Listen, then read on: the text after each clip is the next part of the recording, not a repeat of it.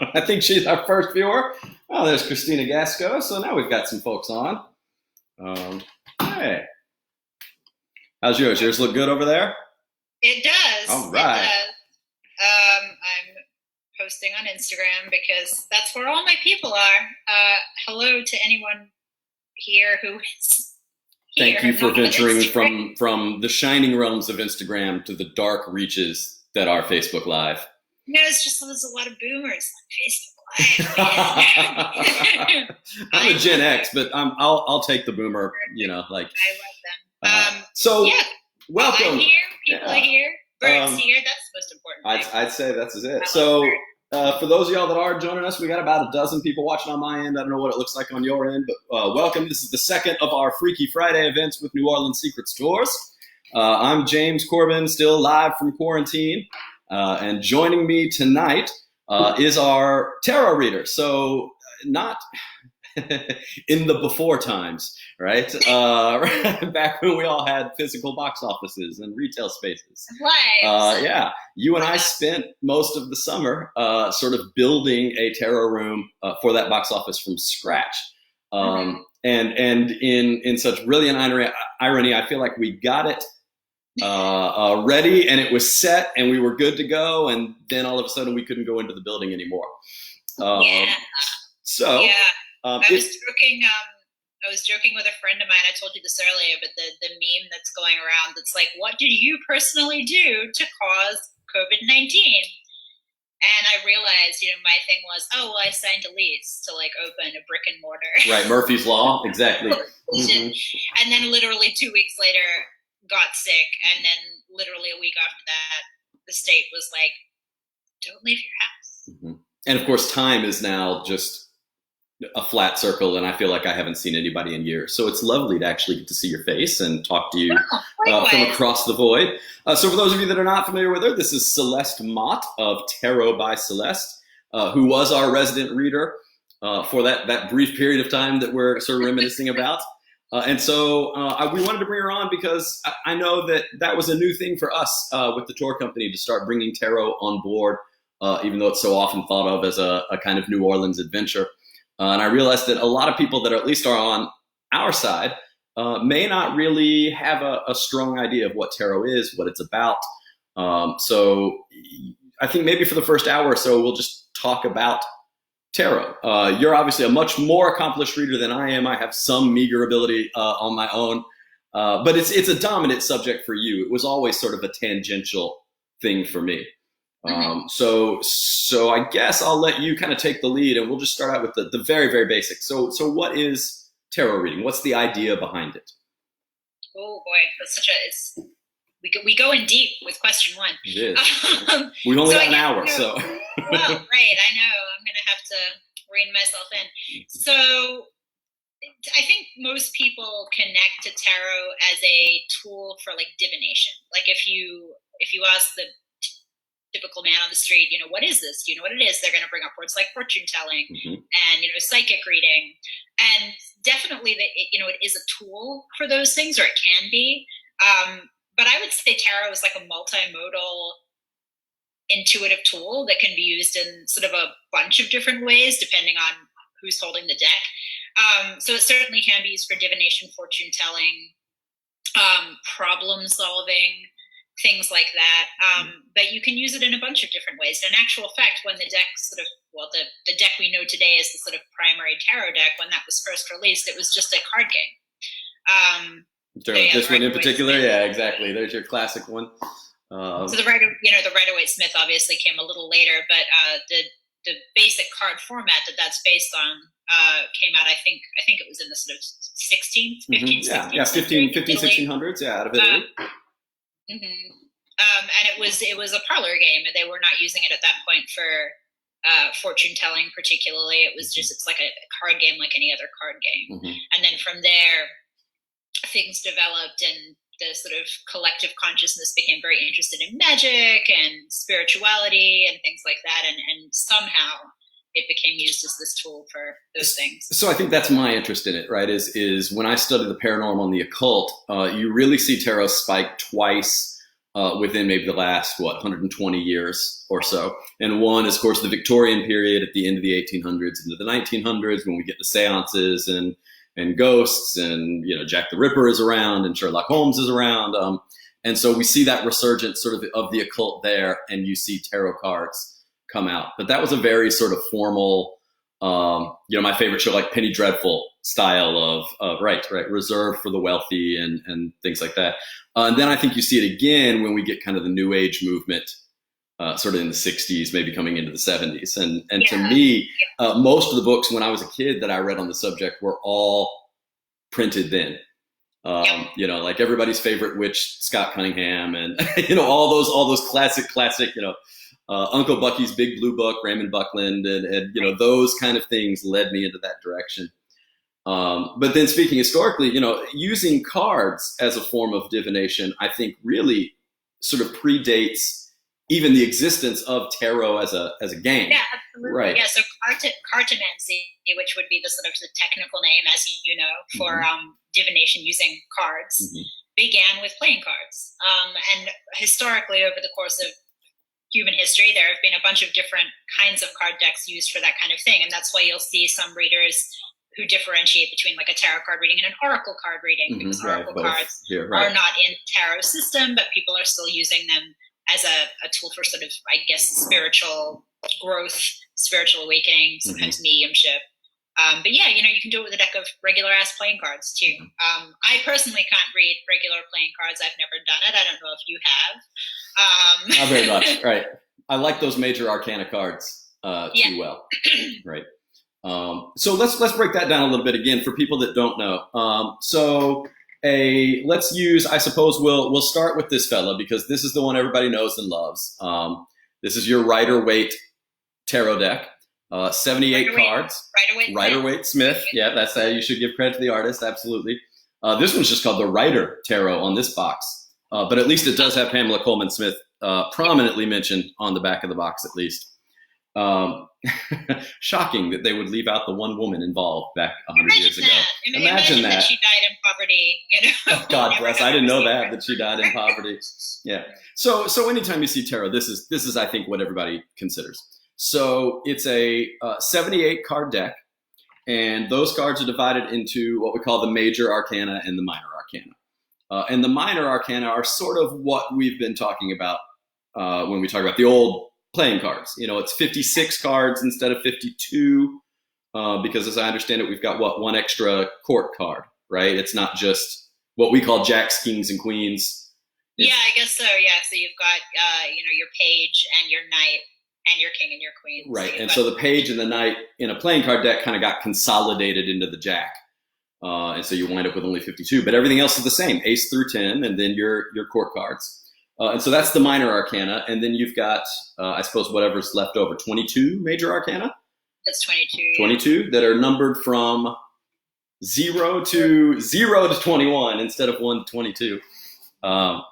And so it's those. It's funny, when we talk about Marie Laveau, the voodoo queen, reading fortunes for people, and I know there's this sort of very, very common misconception that, yes, she would have been reading tarot cards. But the chances are good she would have been reading with playing cards. So she'd only had 52, maybe 56 cards available to her. So I think that's really one of the big contributions of tarot, is that we get those major arcana cards, those archetypal cards. Right? Yeah, for sure. And, there's been much written about how the major arcana follows very closely to the hero's journey, like Joseph Conrad's hero's journey, the idea of going from the Fool, which is your sort of awakening and your new beginning, and you're starting out on that adventure and that journey, and you go sort of way up to total self-actualization, realization, completion. So it adds a really important layer to the deck, I think. Kind of sidebar, but since we were talking about the Rider-Waite Smith, it's my understanding that the Rider-Waite Smith deck was the first deck to have individual illustrations for each of the minor arcana cards. Yeah, I wish I had a Marseille deck around here, right?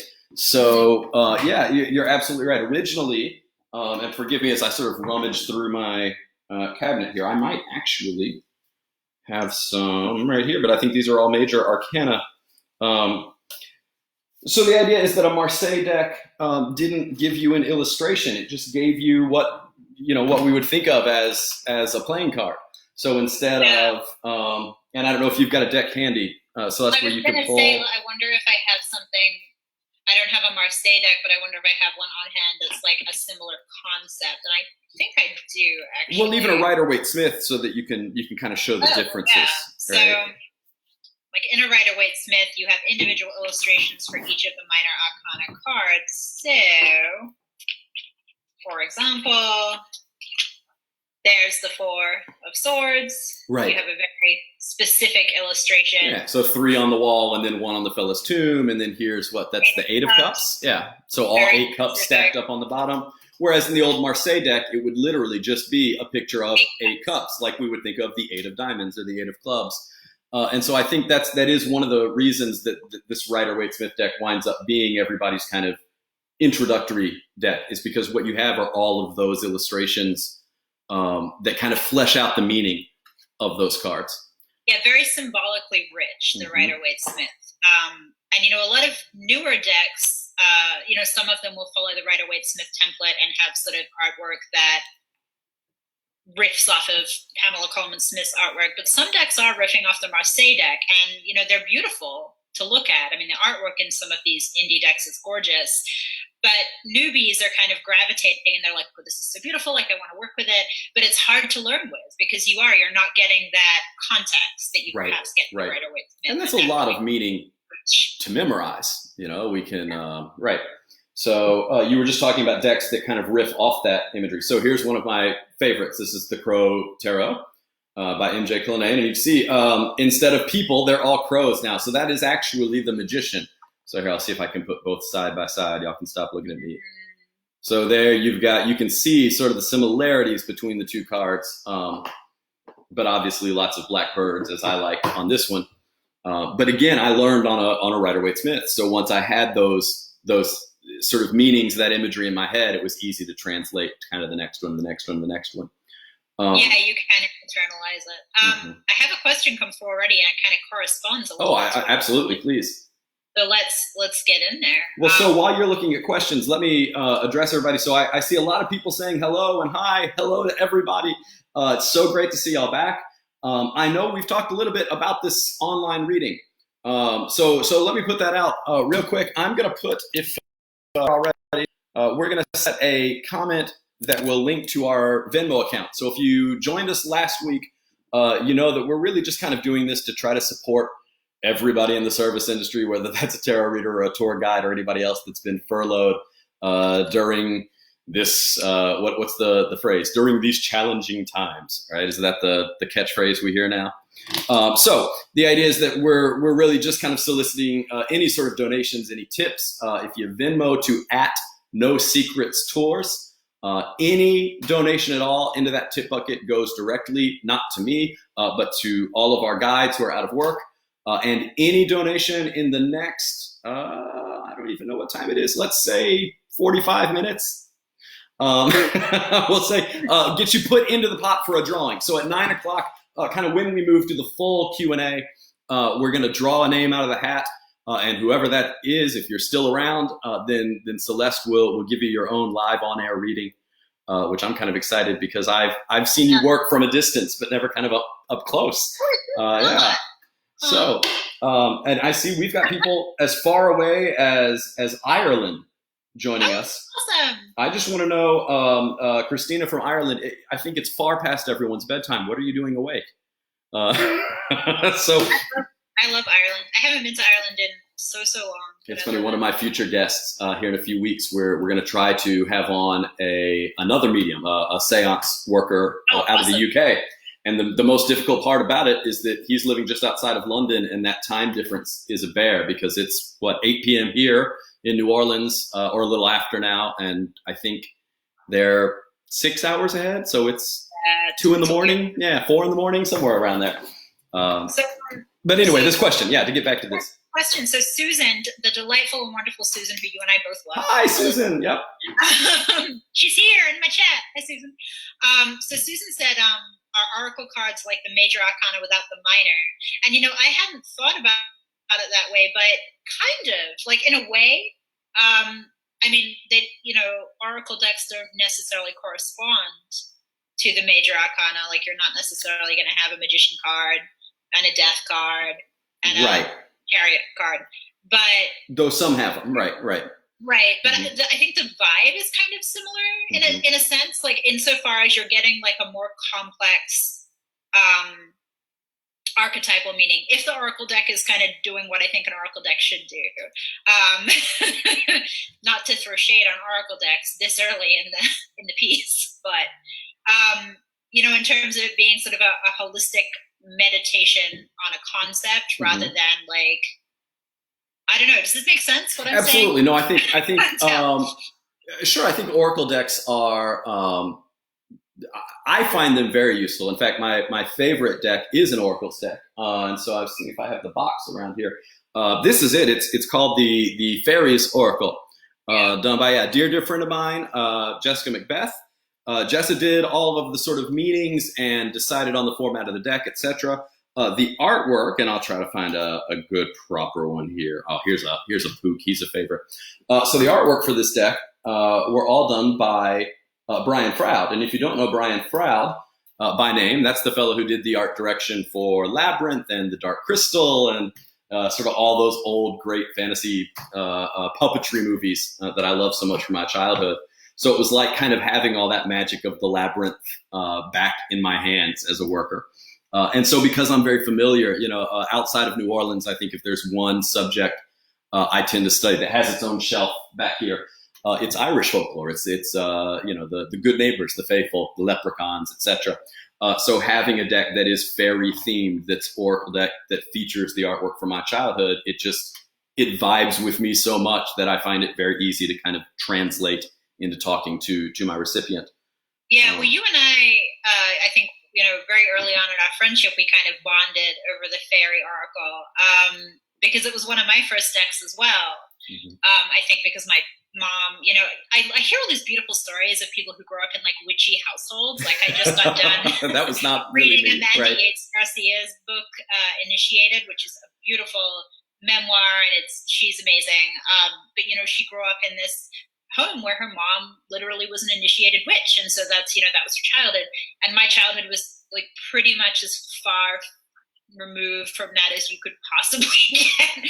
So when I started wanting to bring tarot cards home, my mom, who is Catholic, flipped, and it was an easier sell to get her to agree on an oracle deck because it didn't have that association with like darkness and the occult and witchcraft. Right, sure. And the fairy deck on the surface, you look at the book and you look at the cover, it just looks like, beautiful Brian Froud artwork and light. And, there's no indication that when you open that pack up, it's going to be like, bam, this is intense. There's some heavy stuff in there. Absolutely. But I think that's, it's almost like you sort of, you get out what you bring into it as well. And I think that's true both as a reader and as as someone who's getting a reading. Is that a readee? I don't know what the word for that is. I don't know. A victim? No. So yeah, I think that the more in touch you are with those sorts of archetypes, even if those archetypes are particularly, off-putting, then you can better communicate that. Because I think, and again, this gets kind of very far-field into the ethics of being a professional reader, which could be, a whole other Freaky Friday on its own, right? But I think we have an obligation to communicate the messages that we see as clearly as possible.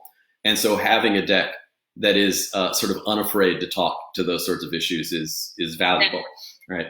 But you're right. I was lucky enough. I did not grow up in a very, very strictly religious household. So though I also did not have a confirmed witch for a mother or anything else, but at least not officially so. So all of my tarot just sort of it happened organically, and I know my first deck was a Rider-Waite-Smith, and of course you've got the Devil card in there and the Death card in there, and so there's some things that I think would give people pause. Totally. But again, and I think they still do, even out of the context of having your child pick up a deck, right? Like I get clients when they show up at a reading, right? who are like, they're down to get a reading and they're down for the process, but you know, some of the first words out of their mouths sometimes are like, "Don't give me the death card," and I'm like, always it's funny. It's always the one that everyone is afraid of, and then as tarot readers, I think all of us go, death doesn't necessarily mean death. It could mean change. It could mean. That's what you need to worry about. You have to think about the archetype. Pentacles. I think taking tarot cards literally might be a very early novice mistake, and certainly something to be advised against. Every time you draw the death card does not necessarily mean that you're going to die. Yeah, I do want to have a sort of quarantine deck, though, that's just 78 death cards, so that when I read for somebody, I can be like, so what's going to happen if you decide to leave your house? And then it's like death. And then it's like, well, what if we just scale it back? No, death. It's still, every card I draw is death. Stay home. That's the only readings I'm doing right now. I don't know. Carry on. You're taking the lead here. I'm keeping a moderate eye on the chat and on Instagram. Same here. You're getting compliments on your lipstick, by the way, at least over here on our end. It's and a lot of compliments from folks that have been lucky enough to get a reading with you.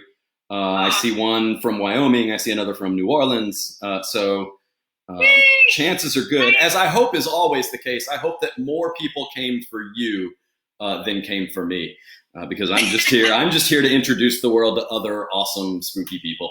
So I'd like to talk a little bit about that. So to talk about tarot just real briefly, I think the other thing we should mention with tarot specifically, as opposed to oracle decks, is that when we look at those 56 cards in the minor arcana, they are very, very sort of almost mathematical in their meanings, right? They're very much divided into categories and subcategories, and so we can talk about the four suits of the tarot and how those stand for a corresponding element.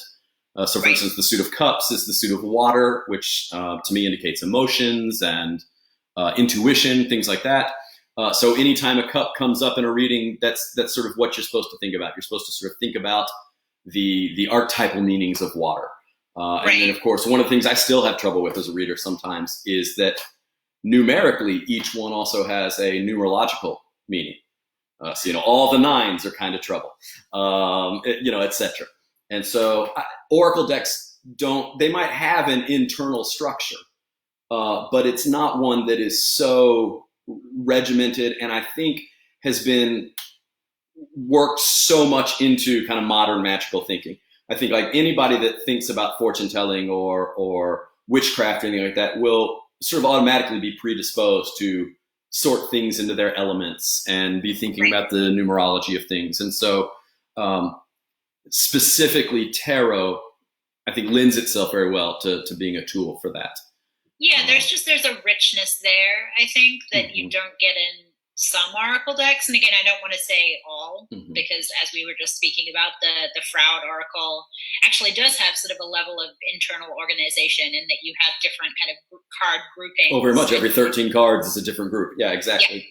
Yeah. But many, I have some beautiful oracle decks, but a lot of them are just like a little bit chaotic, I guess, in a sense, or very sort of loose organizationally. And so you're not going to get, they seem to me like they're more useful for like a daily meditation. Like, I think an oracle deck is a great way to like supplement a tarot card reading, or maybe if you want to pull a card for yourself every day, an oracle deck is kind of a nice way to go. But I don't love giving readings solely with an oracle deck. It doesn't get to the meat of the issue for me. For most situations and for most people. Well, so that's a great segue into the next thing that I want to ask you about, because I do think we tend to have, I think, very similar tastes when it comes to decks and sort of how we approach tarot. But I suspect when it comes to actually reading, we have very different methodologies. Now, I might be wrong about that, but I want to talk a little bit with you about how do you read someone's tarot cards? When someone sits down at a table across from you and says, all right, I'm ready for my reading, what's my life going to look like in the next 6 months? How do you as a reader go through that process? What does it look like from your end? that's a great question. But like internally or externally? Well, both. I mean, certainly there's got to be an internal part of it, I think, because I think that's where you and I vary. Nothing happens. Yeah, exactly. It's all vacant. Right. Yeah. Okay. So this channels into something that I wanted to talk about actually anyway, because just about any time I go live for any reason and open the floor up to questions, invariably someone's like, what do you do to like prepare for a reading? Do you like meditate? Do you walk in the woods? You know? And I'm like, who has that kind of time? Exactly. Like I wish that I could free my schedule up enough to go through some sort of deep, intense ritual every time I picked up a deck of cards, but it's just not, that's all I would be doing, and I wouldn't eat or sleep or, you know. Right. Yeah, you would constantly be meditating for your next reading. So in terms of like internally what happens, you know, I guess a lot of it is, and this is where we go woo. We start talking well, that's woo, what we're here for. This is a woo, judgment-free zone. A lot of it is energetic connection, and I think it's the only times, and it doesn't happen all that often, but the only times that I've had a experience of, you know, attempting to read for a client where maybe it hasn't been super successful, and I'm not trying to toot my own horn, but I think in recent memory I can only recall 2 or 3 times when this has happened. It's usually because the energetic connection just isn't there, and often it's because the client is really defensive or maybe low-key sort of doesn't want to get the reading, and so there's some kind of like block or a wall up. Sure. I don't consciously try to get in there. It's not sort of like, it's not a visualization thing. I'm not sitting there and being like, ooh, I'm sending my tendrils out, like trying to connect to the client. It's pretty organic. And I think, you know, that's just a function of me being who I am as a person. Like, even if I'm not reading cards, it's fairly easy for me to sort of figure out what someone's feeling, where they're at, you know. I mean, I'm not like reading their mind, but I'm sort of in a sense reading their energy. What the cards do is they enable me to take that sort of innate energetic reading and give them a visual to explain what I'm kind of receiving, I suppose, or what I'm like intuiting. Because if you don't have the cards, and I could do it, you know, I could theoretically sit down across from a client without a deck of cards and give them a reading, just based on sort of what I'm picking up on. But something about having the prop of the cards and having that framework and that story, I think allows them to connect to it on a deeper level. It allows them to open up to the process a little bit more, because there's a good deal of skepticism involved in reading somebody's energy. Whereas if you have the cards as a prop, something about that material, physical, like, here it is, this is the thing, I'm showing you the thing, this is the piece of paper. Right, exactly, yeah. Yeah, I don't know, something about that psychologically brings the walls down a little bit, I think. So, yeah, I don't know. It's a dual process between energetic reading and intuition, and then interpreting a physical object. It's sort of a little bit of both. I think that that notion of random chance comes into it too. You know, because if we were sitting across from each other at a table and I just said, you know, in this particular situation, I feel like you need to be strong. It just sort of sounds like I'm giving general therapeutic advice. Whereas if I flip over the strength card and say, well, this card indicates, well, now you're much more likely to go, oh yeah, I can see how you would come to that conclusion. Right. And so it's a very good communication tool. But I do agree with you that ultimately the idea is that it would not be necessary, that it's a tool. So this is something I just thought of, but so it may be a flawed metaphor, and if so, please correct me. But it's not unlike having an instrument. You know, you can know music, you can be able to read music, and you might even be able to carry a tune. But my voice wouldn't resonate, wouldn't be as emotional, for instance, as if I picked up a guitar and were able to play it. You know, and so that. And but just like I think that's a pretty good metaphor. Right.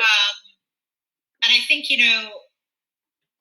And again, I can only really speak for myself. I can't speak for other readers.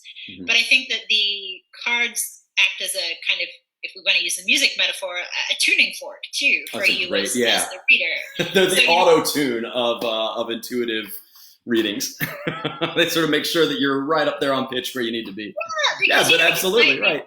Picking up on something from a client, but a lot of those big emotions kind of will feel a little bit the same, you know, like if you've got an angry client or a grieving client, some of those things can get a little bit like mixed. And, it's all well and good to sit down in front of someone and say, well, you're clearly grieving. Mm-hmm. But if you can't give them more than that, then again, you just kind of sound like a charlatan who's like throwing out a generalization and hoping for the best. Right. But if you're picking up on that grief and then you turn over the Five of Pentacles, Mm-hmm. you can narrow it and say like, well, something has been lost. There's been a sense of being shut out or excluded. It looks like this has to do with your material reality. Because Pentacles are the sign of Earth, right? Money and things, right? Yeah, and so you yourself get that fine tune, mm-hmm. And that's why I just think I don't know that I could do that with an oracle deck or with most oracle decks.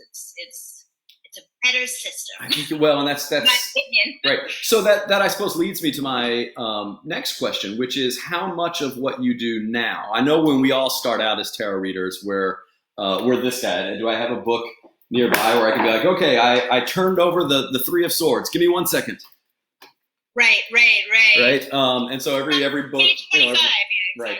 And so we get these sort of basic meanings, but I know now you and I have both at least kind of internalized those general meanings, and don't ever consult a book in the middle of a reading. Oh, God. Right. But so with that already in your head, I suppose the question then I have is, when you read for a client, how much of what you read is a literal or a direct interpretation of the cards you're turning over? And how much of it comes from somewhere else, whether you want to call that intuition or psychic ability or mediumship or whatever it is that we're talking about? So I think that for want of a better word, like dictionary definition of a card mm-hmm. is almost always the jumping off point. Unless I have such a strong connection with a client instantaneously that like pretty much I was talking to a client yesterday. This is a good example. It was over the phone, obviously social distancing. And the client wanted a reading, but we got like, I don't know, 10 minutes into pulling cards, and I was like, oh, we don't need this. Like, let's just, never mind. And we just had a conversation. So, but that's not usual. What's usual is that you use the deck the whole way through a reading. Oh, he's getting a phone lovely. call. I am. I thought anyone that would call me would clearly be watching this live stream, but apparently not.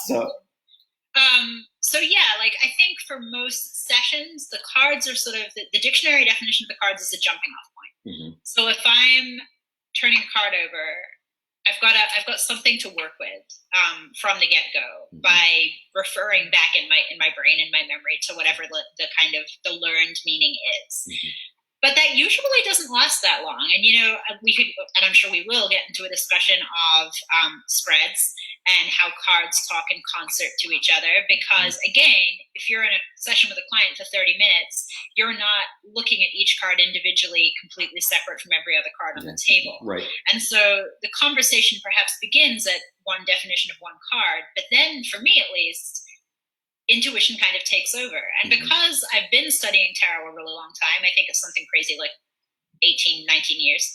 And I'm constantly absorbing new things and learning new things. I mean, that's something I think also people don't understand is like, you never really stop learning tarot. I don't think you ever really stop learning anything, I would hope. But yeah, I mean, to your point, right? There's always something else. To make the analogy with like academic study, like if you get your PhD in philosophy, you don't suddenly like hang up your boots and say, "Well, I'm just not going to." I know all philosophy. I'm done now. Right. Right. Yeah. So I'm always absorbing new perspectives too. I have a lot of reader friends, and we'll riff and we'll talk. And so like my definition of each card is sort of constantly expanding. So at this point, each individual card has sort of an umbrella meaning, but then underneath that umbrella meaning, we've got like infinite miniature meanings. And that's where the intuition comes in, and also the conversation between cards, because you don't have all day with someone to be like, well, this is the Ace of Cups, and in some contexts it means this, but also it means this and this and this and this and this and this. You have to trust yourself, and you have to trust your gut. This is what I tell people when they're like, how do I learn? And I say, it is important to know what you're talking about and to kind of do that scholarly side of it. But you have to learn to trust your gut and your intuition. Otherwise, you're just going to be someone parroting the little white book. Right. for the rest. Exactly. Right? Exactly. Yeah. With never any more nuance, any depth to it. So another another question I want to ask, and I know that some of these are ones you get all the time, but for the sake of anybody watching at home, can you, Celeste Mott, read the future with tarot cards? See, welcome to the tough interview.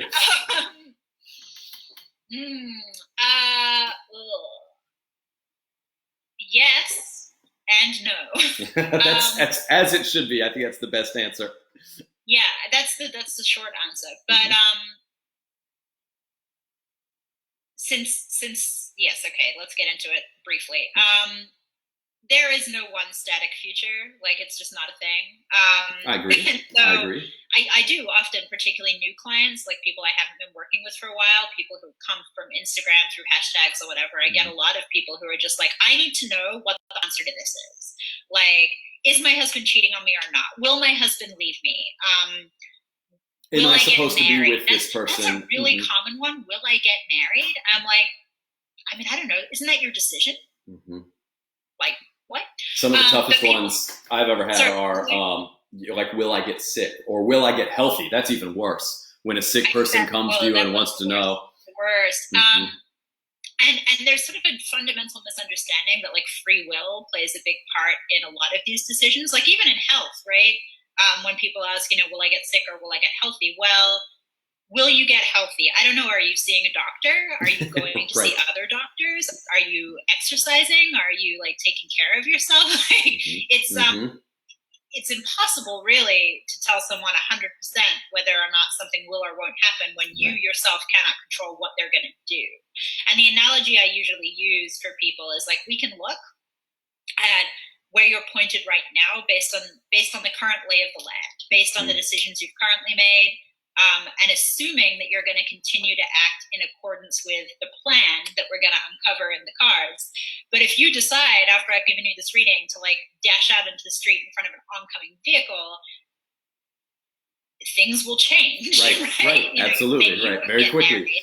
And have 3 children. Turns out, last I checked, there's not a hit by car card in the tarot deck. So what's the chariot? Yeah, exactly. Chariot reversed. Right.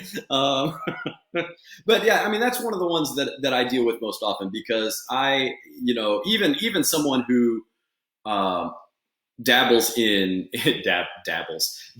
spiritualism and mediumship and things like that. So I come from very much a metaphysical, supernatural side of it, but I have never once claimed to be a psychic. I tell people I can't tell you what the future is going to be. I can give you some good advice based on these cards, but beyond that, the future is your own. The metaphor I like to use, as I say, the cards really, specifically the spread that we might be looking at in a particular reading. It's a map. It's a compass. And it tells you, this way is north, and over there's some woods, and over there's some ocean, but it's not going to be. Usually, it's not going to be much more specific than that. Well, if you go to the forest, you'll definitely meet this person, and you will get married, and you will have 2.5 children, and if you go to the forest, you'll see some trees. That's like basically what you're going to get. Chances are good. There's some animals, right? Yeah, things like that. But you may be bitten by a snake, or whatever. Right. Like it's unfolding. And I think a map is a great way to describe it. Actually, I really like that, or a compass. And that's how I think it should be used. Like it should be an exploratory tool. But I want to riff on that for a second too, because I have it's a pet peeve. Not a peeve. It's a pet passion, maybe. So I do use the word psychic. Well, that is definitely one of the differences between the two of us. Sure. Yeah. And I think like part of my reason behind that is that, I've gone back and forth on it, and sometimes I'm like, maybe I shouldn't use that word. But there's sort of a fundamental misunderstanding in pop culture or like in general society with what psychic means. Psychic does not mean mind reader. Psychic does not mean, infallible teller of the future. Right. Psychic it's just an additional sense. I mean, really using your intuition is psychic. It's somewhere between, for me at least, psychological and emotional. It's like it's that ability or that sense that sits between those two poles.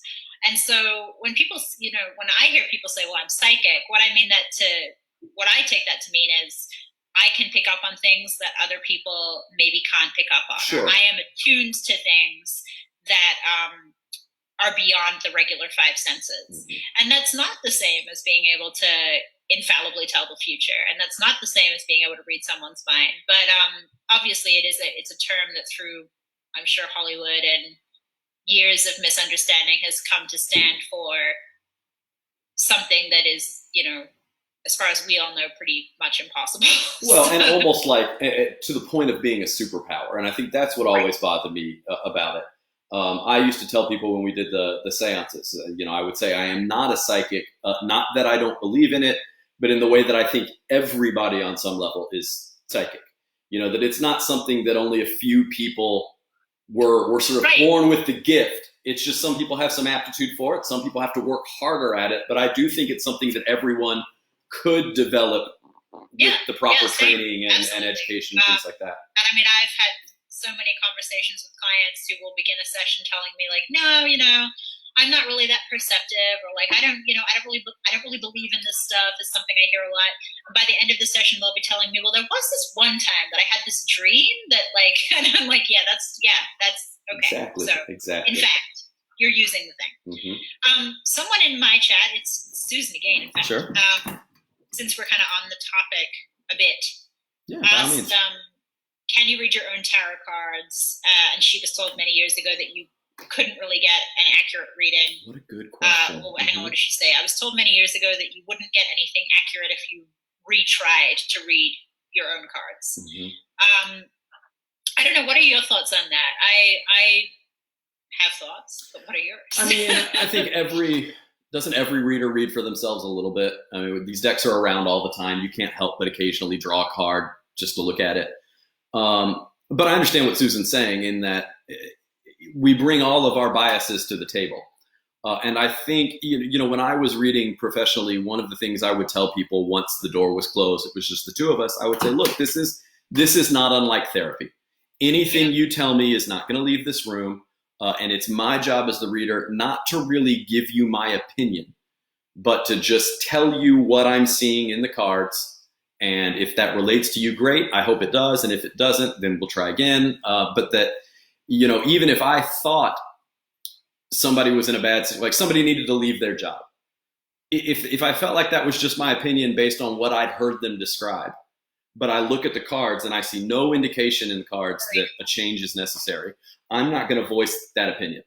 And I think that, again, we go back to that sort of ethical responsibility where you try not to let your own biases kind of color the reading that you give to somebody else. And I think when you're reading for yourself, that's impossible because you can't separate yourself from your own biases. And so in the same way, right, as I think therapy is a great analogy because you can absolutely like give yourself internally advice and you can try and talk yourself down from certain things and you can try and like work through your problems. You can't really be your own therapist. Exactly. That's a good. Well, you were saying something that really I wanted to riff on for a second too. What did you say? I'm all over the place. Boop, boop, boop, boop, boop. It's gone. It'll come back. Yeah, it'll come back, I'm sure. Yeah. Well, I kind of answered the question there, but I agree with you. I think reading for yourself, I mean, I do sometimes pull a card or two, like about something specific, or sometimes just sort of generally to get a vibe check. I find increasingly I only really read for myself in spiritual matters. Like I don't really do it for like normal. Oh, sure. Yeah, like your day-to-day stuff. Yeah. Well, I have friends, I think some of which are actually on the channel right now, but I know people that once a season, perhaps, like, or on New Year's Day, as the new year changes, they'll turn over maybe 3 cards for themselves. And that just gives them a general idea of like the themes they may want to examine in the coming year or in the coming months. And I think, like I said, most of us readers, I suspect, do that a little bit, where we'll just pull a card because we're trying to pin down a vibe, and because it's a language we speak, it's easy to go to that. But to sit and dig deeper, to get into those details, that's something that I would go to you, or I would go to some other reader that I trusted to be impartial that could read more deeply into that. Yeah, definitely. Yeah, and so your therapy thing is spot on. I think that's absolutely, yeah. You can help. You can sort of self-care, but you can't be your own therapist. Same sort of idea. You can vibe check with a deck, but you maybe can't be your own reader. That's what I was going to say. It's come back to me now. See, I knew it would come back. There you go. What do you got? Eventually. You were saying this idea of, the difference between telling someone what's in the cards or what you're sort of receiving, or however you want to describe it, vs like advice as a friend or what you might editorialize. Right. I find myself increasingly, particularly with clients who I have like a rapport with, sometimes I'll say like, oh boy, okay, well, my advice as a person would be this, but the cards are Let's see what the cards say. Like, that's a great way of doing that. Yeah.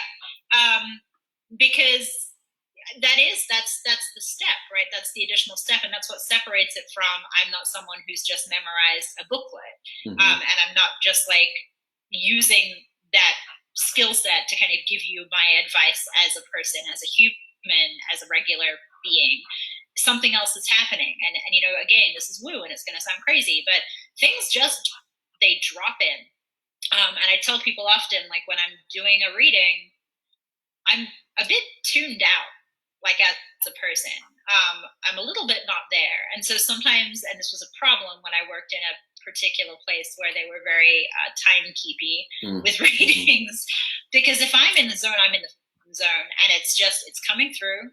It's going to come through, and it's very difficult for me to interrupt that flow, so it's weird. It's a weird experience. It's a weird process. And that's not unlike channeling, and I'm not saying that you're necessarily a channeler, but it's that same sort of idea that these sort of inspirations or these messages come from somewhere else, and it's not the cards, and it's not our conscious opinion. A big skeptic would say, well, it's just your subconscious sort of manifesting, and that might be true. I'm not one to try to prove or disprove much of anything, but yeah, absolutely. I think there's definitely sometimes where you get messages that come through that aren't related to the cards, just happen to be there. Absolutely. Yeah, for that like happening. just the weirdest stuff. Like sometimes I've just vocalized something because I'm like, I have to say this and I don't know why. Blah. Right. And the client will be like, what the fuck? I had a lady once, I can't remember for the life of me what I said, and if I could remember, I wouldn't tell you because it would be breaking confidentiality. But I said something to a client once, and she literally like bolted out of her seat, stared at me, and like ran for the door, like theatrically. She was like pretending, but she was just like, what? Lost her mind. It was great. I was like, woohoo! Yeah, you wish you could tape those moments, right? Yeah, just show them to everybody else. I don't know what happened, but something did. Right. It was great.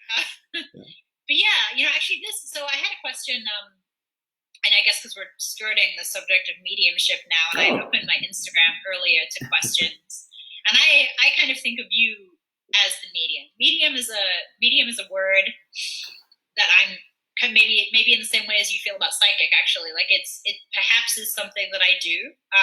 Certainly, it's something that I've done. I think, but I'm at a point in my exploration of that I don't feel comfortable like calling accepting myself the label, right?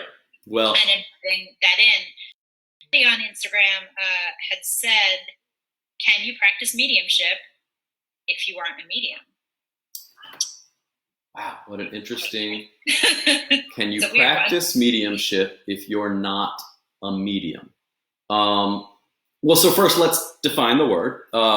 Medium would be anybody that speaks to spirits. Normally we would say ghosts. The stereotypical version is, Ouija boards or pendulums or anything else like that. But there are also people that just have, almost whether we call it an intuitive or a telepathic or, whatever it is, a connection with these messages that seem to come from outside of that. So that's the notion of a medium, someone who talks to the dead. So certainly that's me. Even if I didn't have any innate ability of my own, I just have enough Ouija boards and things like that around me. I think by virtue of my property, I qualify as a medium. But I did do it both sort of personally and professionally for a few years. Personally, for a lot more than I did professionally. I think I would liken it. I mean, I hate to come back to the same metaphor, but it's kind of like musicianship again. I don't think that it's a gift that some people have and other people don't, except insofar as to say some people may be more predisposed to it. Like I'm 5'7". I am never going to be a point guard in basketball. It's just not going to happen. I'm not born to it. But if I practiced from age 5 and done nothing but play point guard, then maybe I could hold a decent basketball game. You're quite good at it. Yeah, right, exactly. So that sort of natural drawback that I'm born with, I'll have to kind of compensate for. But it's certainly possible, I think, with enough training. So that's my first belief, is that anyone could be a medium if you learned the right tools, the right methods, etc. Beyond that, do you need to be so if that's true, if you follow that line of thinking that anyone could be a medium, then I would say it's not unlike music, where as soon as you start playing music, aren't you a musician? Even if you're not a very good musician, you're still a musician, you're playing. And so I think mediumship is very similar.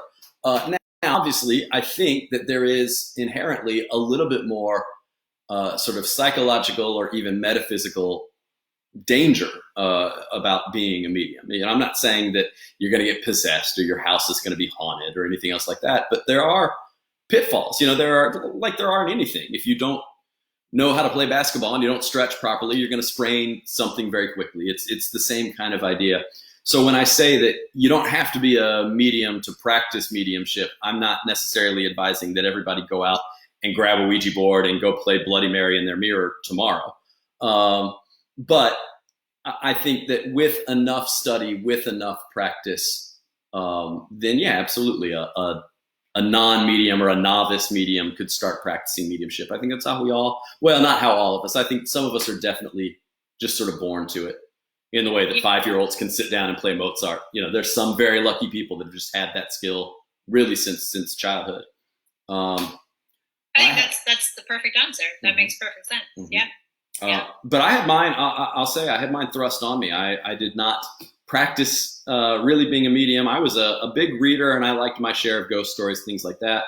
But the long story short, I had a near-death experience, and it was after that near-death experience that I got really interested in the paranormal and life after death and things like that. But without that, I always jokingly refer to it. There's my origin story, right? Hit by a Toyota Corolla in like 1993, and the rest is history.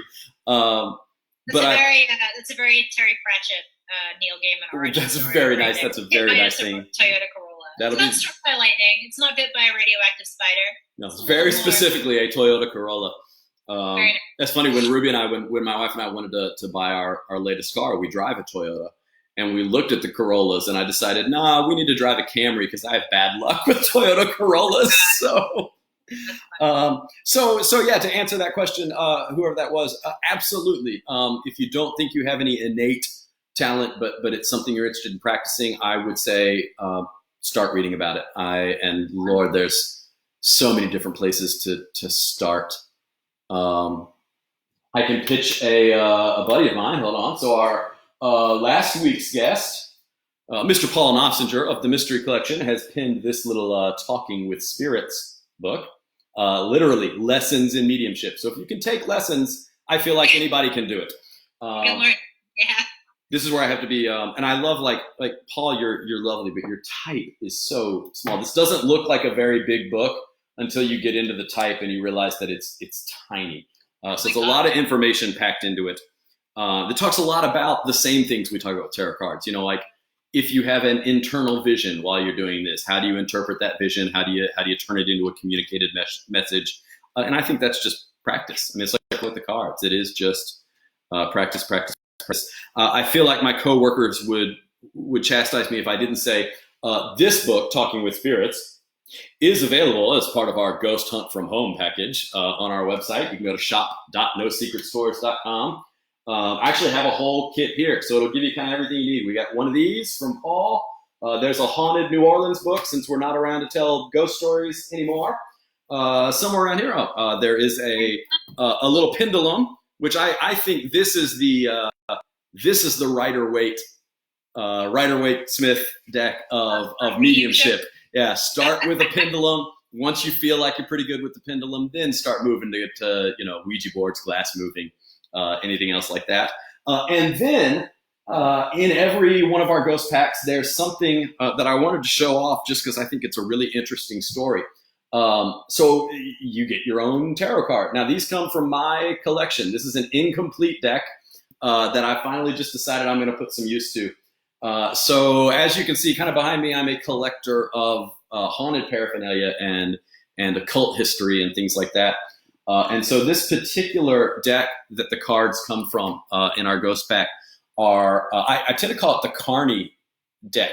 It's an old deck, sort of, I want to say circa 19 teens, maybe circa 1920s. And I always kind of preface my ghost stories by saying, look, this is a legend. If I had documentation, I would link it. I don't. So I'm just telling the story I heard. But the story I heard is that this was a deck that was used in traveling shows, sideshows, circuses, things like that. And then at one point, it was a traditional sort of based on the Rider-Waite-Smith deck. It's got that same kind of imagery. So for instance, for those of you that know tarot, here's a strength card, and we've got the same, taming the lion. I know in Rider-Waite-Smith, it's a woman taming a lion. So we've got a shift there at least, but same general imagery. But there, somewhere along the line, somebody got a hold of a lot of these cards and started drawing, and I kid you not, this is true, clown faces on some of the yeah, exactly. We've hit someone's real fear here. So I don't love them. I don't hate them. Right, right. But so I pulled this one out specifically because I think this is a great example. So this is, depending on how you look at it, this is the Hangman. Now, if you look, you can see it's upside down. It really should be like this because he is a hanged man. He's hanging upside down. And that's, again, pretty traditional imagery for a tarot card. But if you look real close, and Celeste, tell me if you can see that. Can you see the fellow's face there? Oh, yeah. So we're looking at him right side up, sort of eyes, nose, mouth, but then he's got third eye. Yeah, a little third eye, right? Well, the third eye is if you turn it around the other way, all of a sudden he's got this sort of wild, evil clown face that's on top of it. So what happened is, exactly. There were these artistic edits, and I've literally seen both versions of this card. I've seen a version of the Hangman without these sort of extra faces added, and I've seen versions with.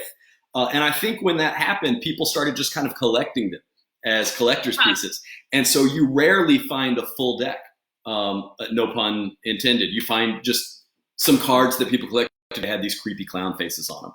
And so I've kept them for a long time. I'm a big fan of kind of weird circus stuff. Paul and I were talking about the grave of the unknown clowns in Greeley, Colorado last time. But because it's not a full deck, it's not ever been anything I could read with. It was just a novelty. And so finally I just decided, you know what, the best thing I could do with them is pass them on to other people. So again, get one of these ghost store from homes, and one of these creepy clowns could be in your home. That's amazing. 3 days later. Yeah, exactly. Just a little piece of paranormal history to throw in. If you need something fun to do from home, if you wish to invite the malevolent clown energy into your house, I mean, it will give you something to do. I like to ask people, what's the worst that could happen?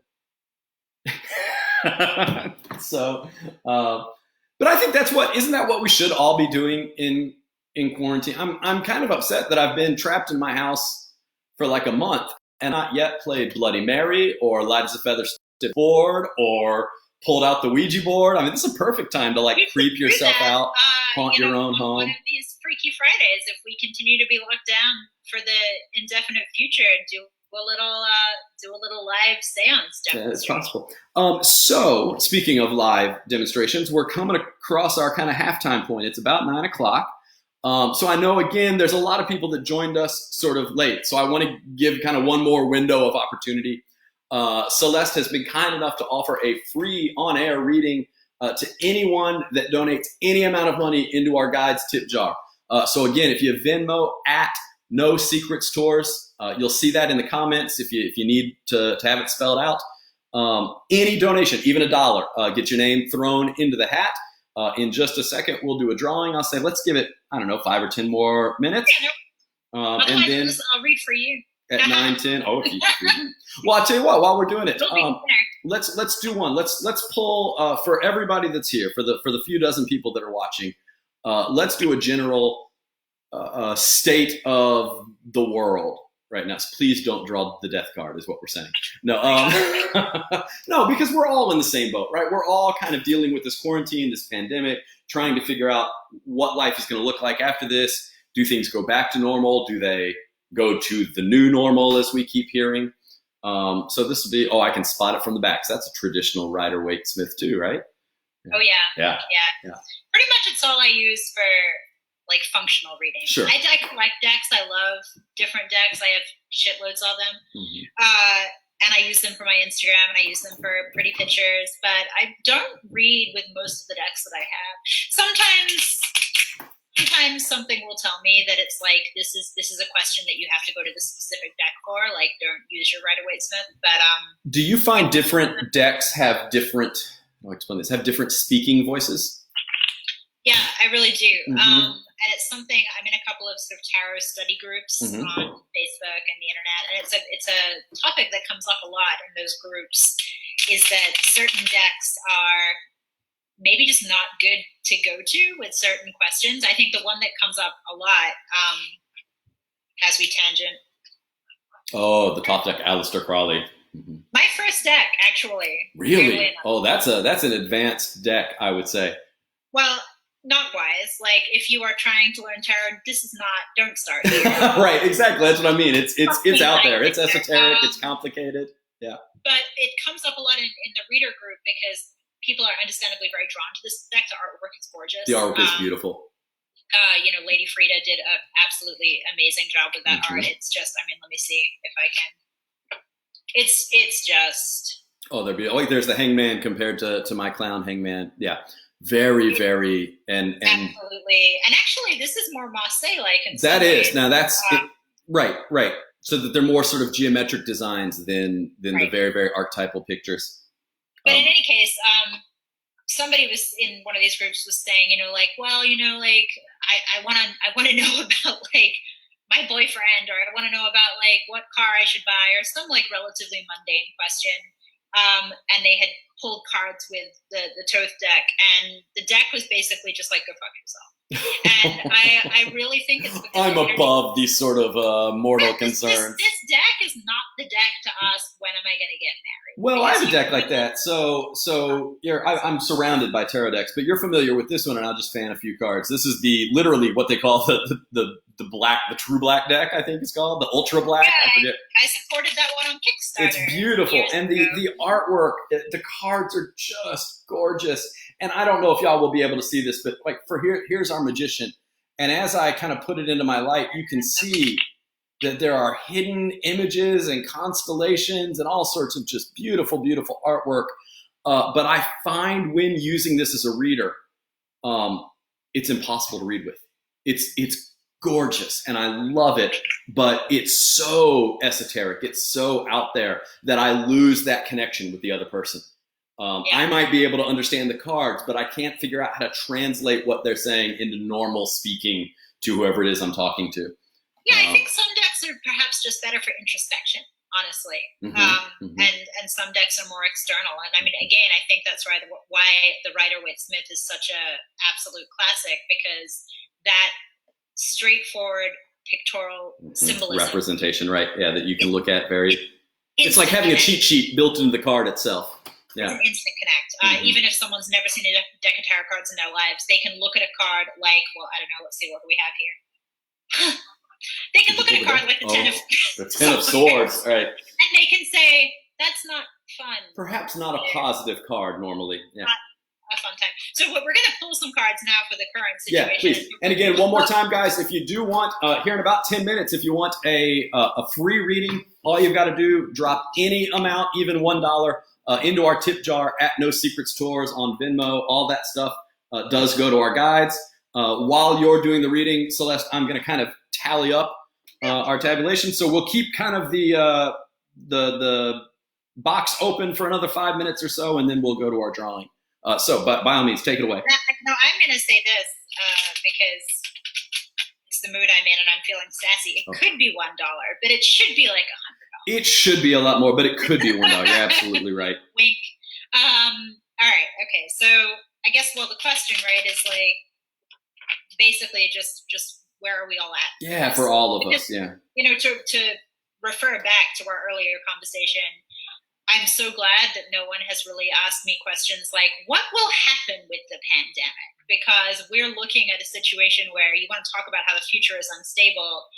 I mean, this is a future which is dependent on the decisions of individuals, politicians, governments, intersecting in such a way that, like, at any current moment in the world right now, I feel like we're living in like potentially like 500 different timelines.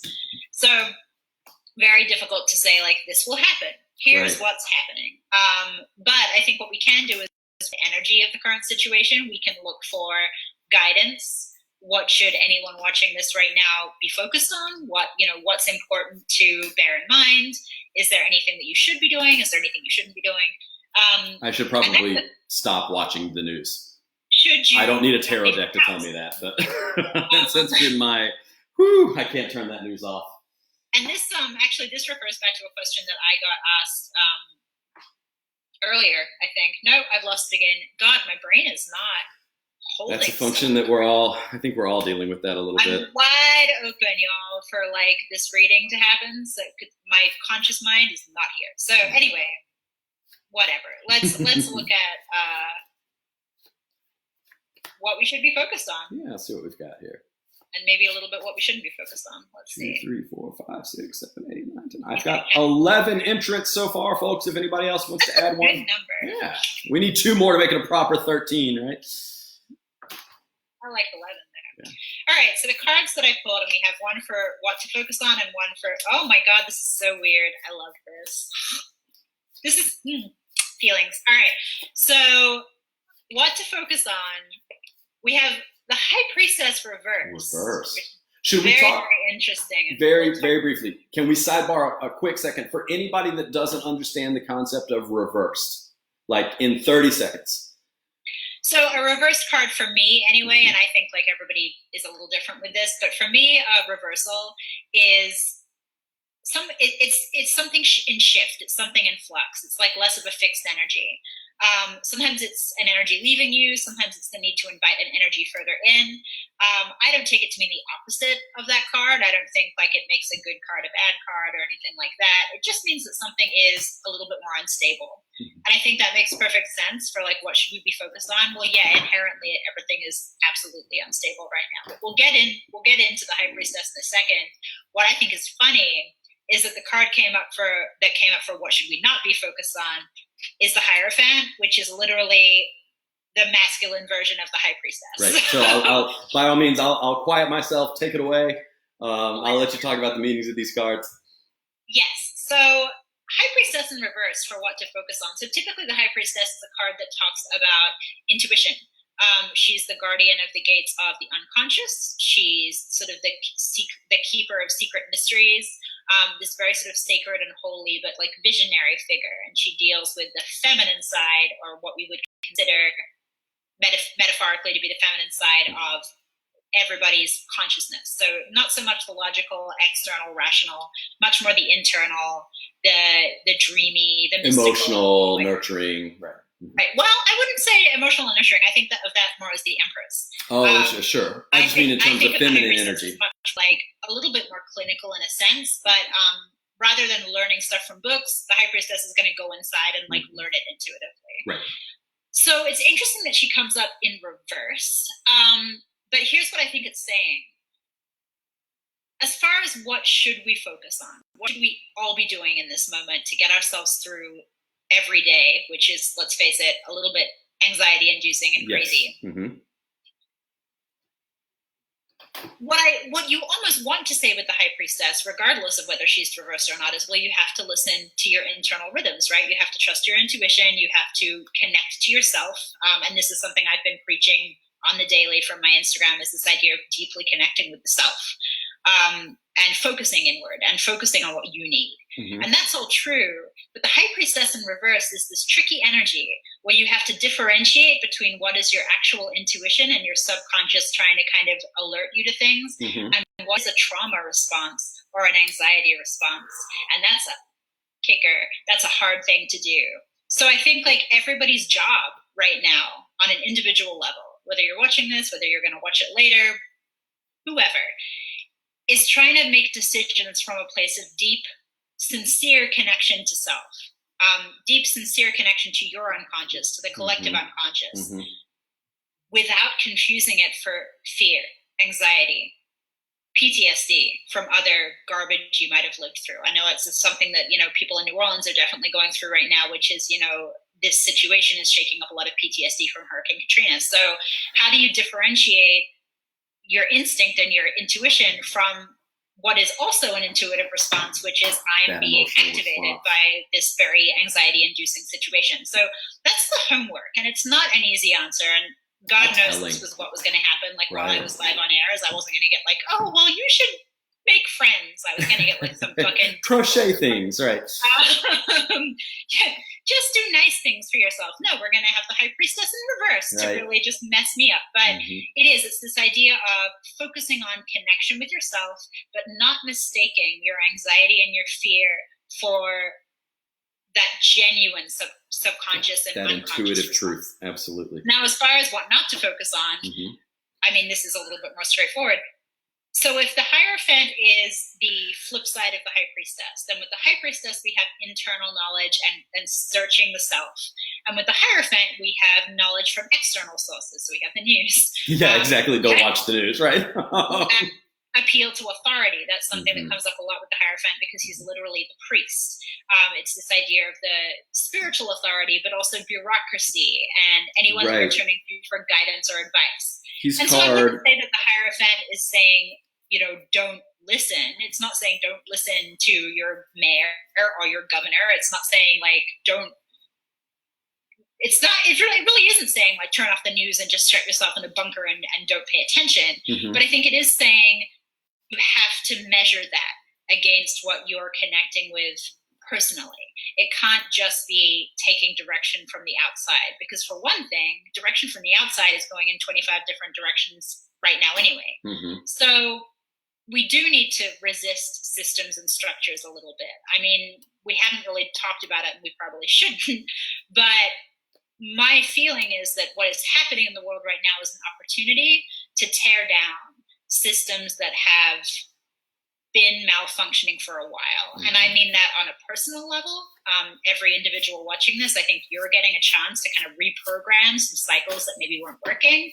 But I mean that also on a political level and a social level and a cultural level. We're getting a chance to reset.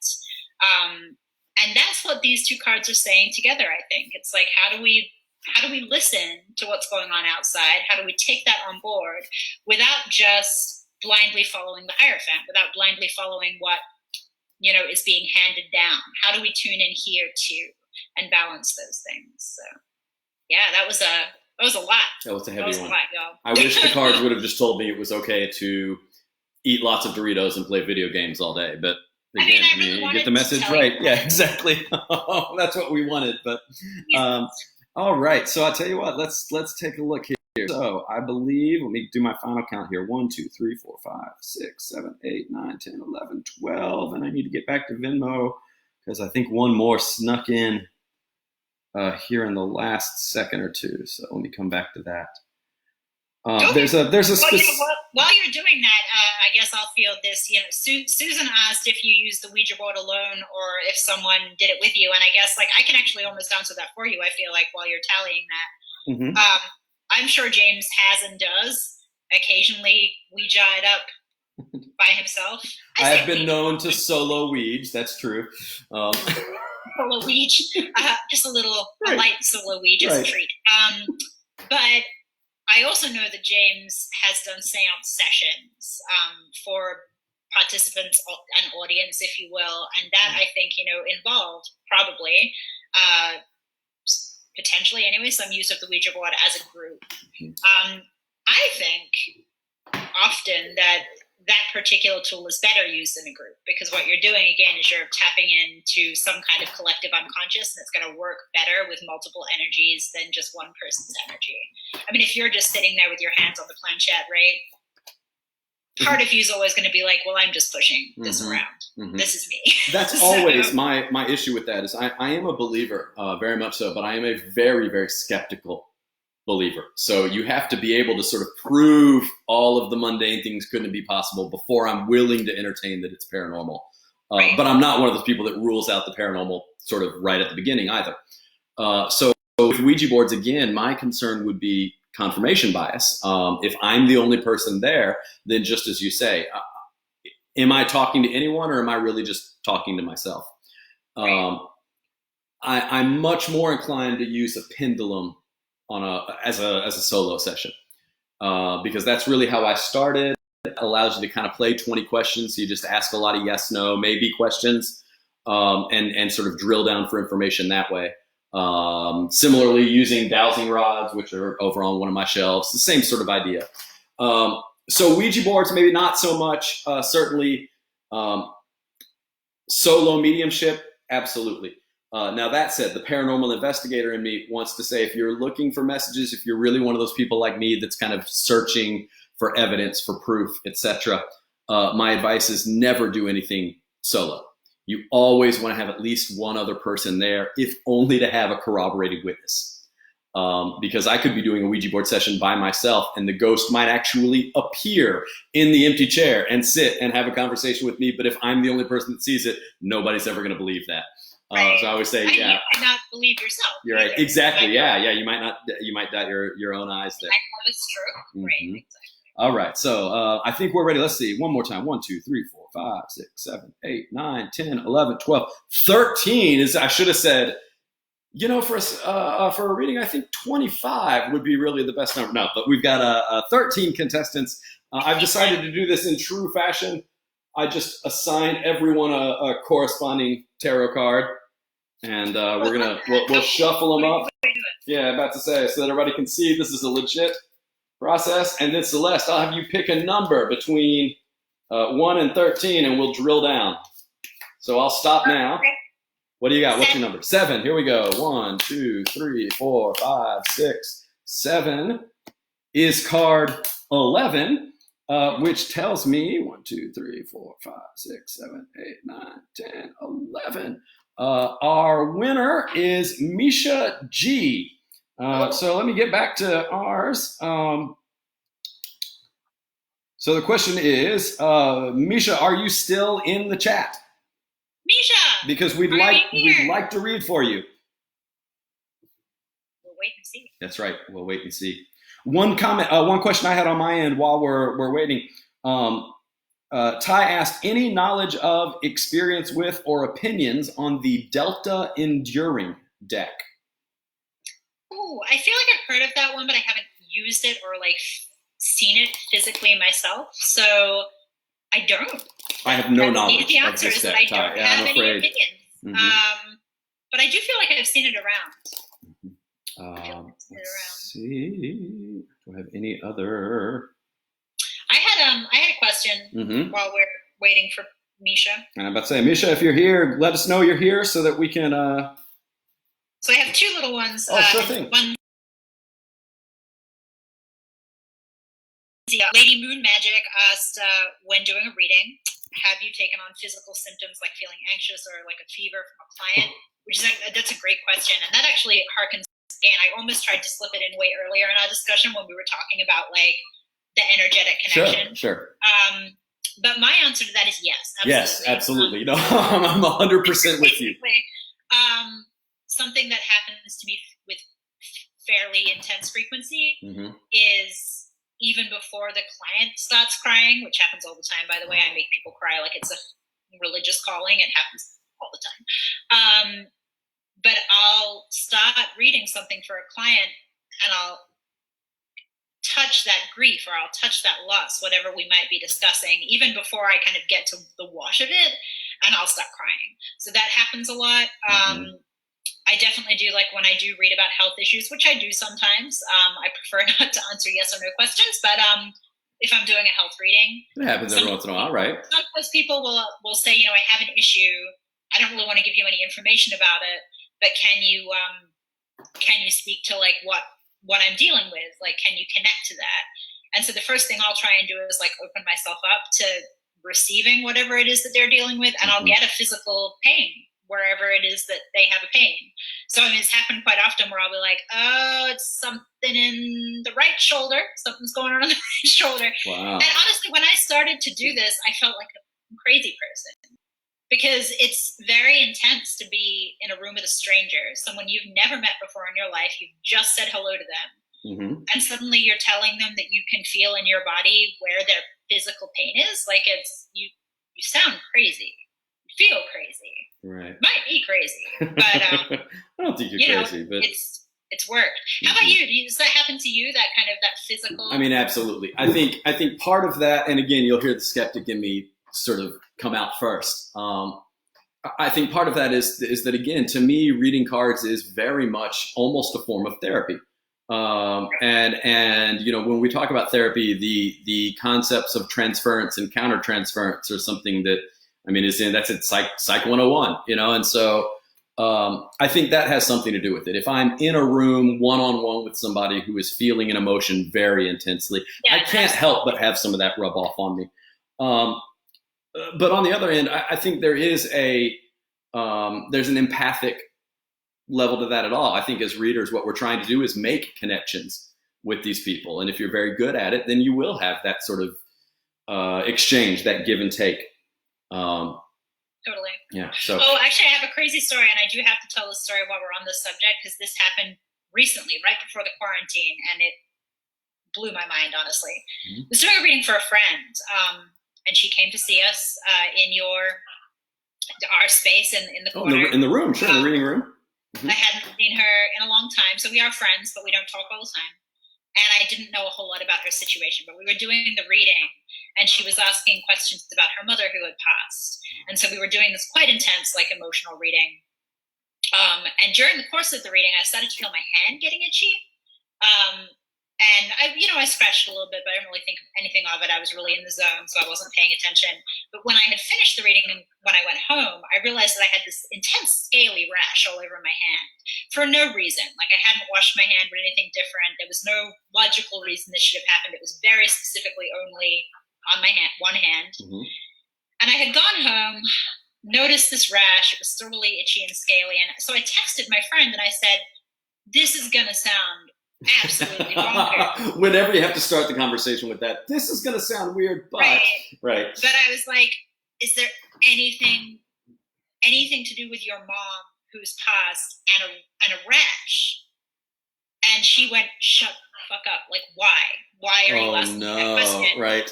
And I sent her a picture of my hand, and I was like, this just happened. There's no logical reason why it should have. Like, this is weird, but like, what's the context here? And she said that when her mom had passed, they actually found her with a back scratcher in her hand, and she had been like, oh my God, scratching at a rash on her lower back. Now, see, that's the sort of thing I've had messages like that come through in seance as a medium. It's those kind of, like, I remember smelling pine trees at one point, and it turns out the person that we were talking to literally owned a like Christmas tree orchard. Yeah, I was like, how would I know that? And yeah, that's what it came out to. So speaking of like having sort of tarot head versus normal head, I totally made an error there, and it turns out it's Misha A, not Misha G. So Misha A, if you're present. I'm trying not to read out anybody's full name on the internet. No, that's fine. Right. Although I feel like if Misha were here, surely Misha would have said, my name is Misha. I mean, I would hope so, but I mean, I'm not we got time. It's fine. We got a little time. If anybody's got any more questions, by all means, toss them at us. Yeah, if people have questions, please dive in. Somebody did ask, my friend and follower Erica had asked if I had a favorite spread for beginners. And James and I were talking about this before we started the session, because we're actually both in accord here, but I don't love spreads. So I think actually the answer to that question is no, not really. I mean, that's not wholly true. I don't not love spreads. I don't typically love spreads that I find in tarot books. Yeah. The cross that's in every Rider-Waite-Smith. Like right. I really never use the Celtic cross. I never think about the Celtic cross. I probably couldn't lay cards out in a Celtic cross if you asked me to, because I just don't care. And actually, I had a client on the phone yesterday who asked me, we were like 3 or 4 cards in, and she was like, "What spread are you using?" And I was like, "No." Yeah, I tend to, if in the course of a half hour, if I haven't flipped over 10 or 12 cards, that's kind of how I read.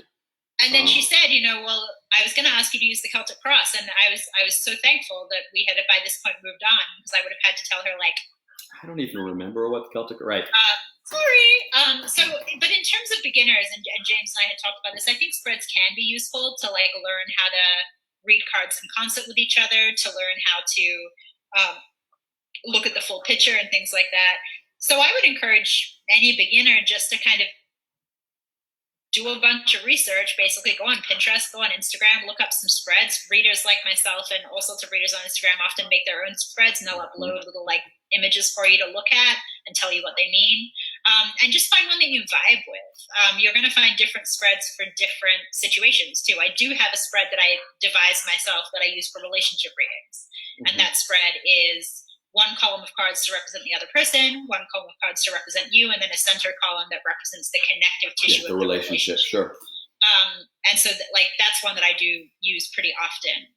So yeah, I don't know, but I guess another simple answer would be the past, present, future is a great. Well, it's funny. I was about to say that I like the 3-card spread, but I don't particularly care for the past, present, future because of that notion of it gets you locked into that I'm predicting the future kind of right out of the gate. It's built into your spread.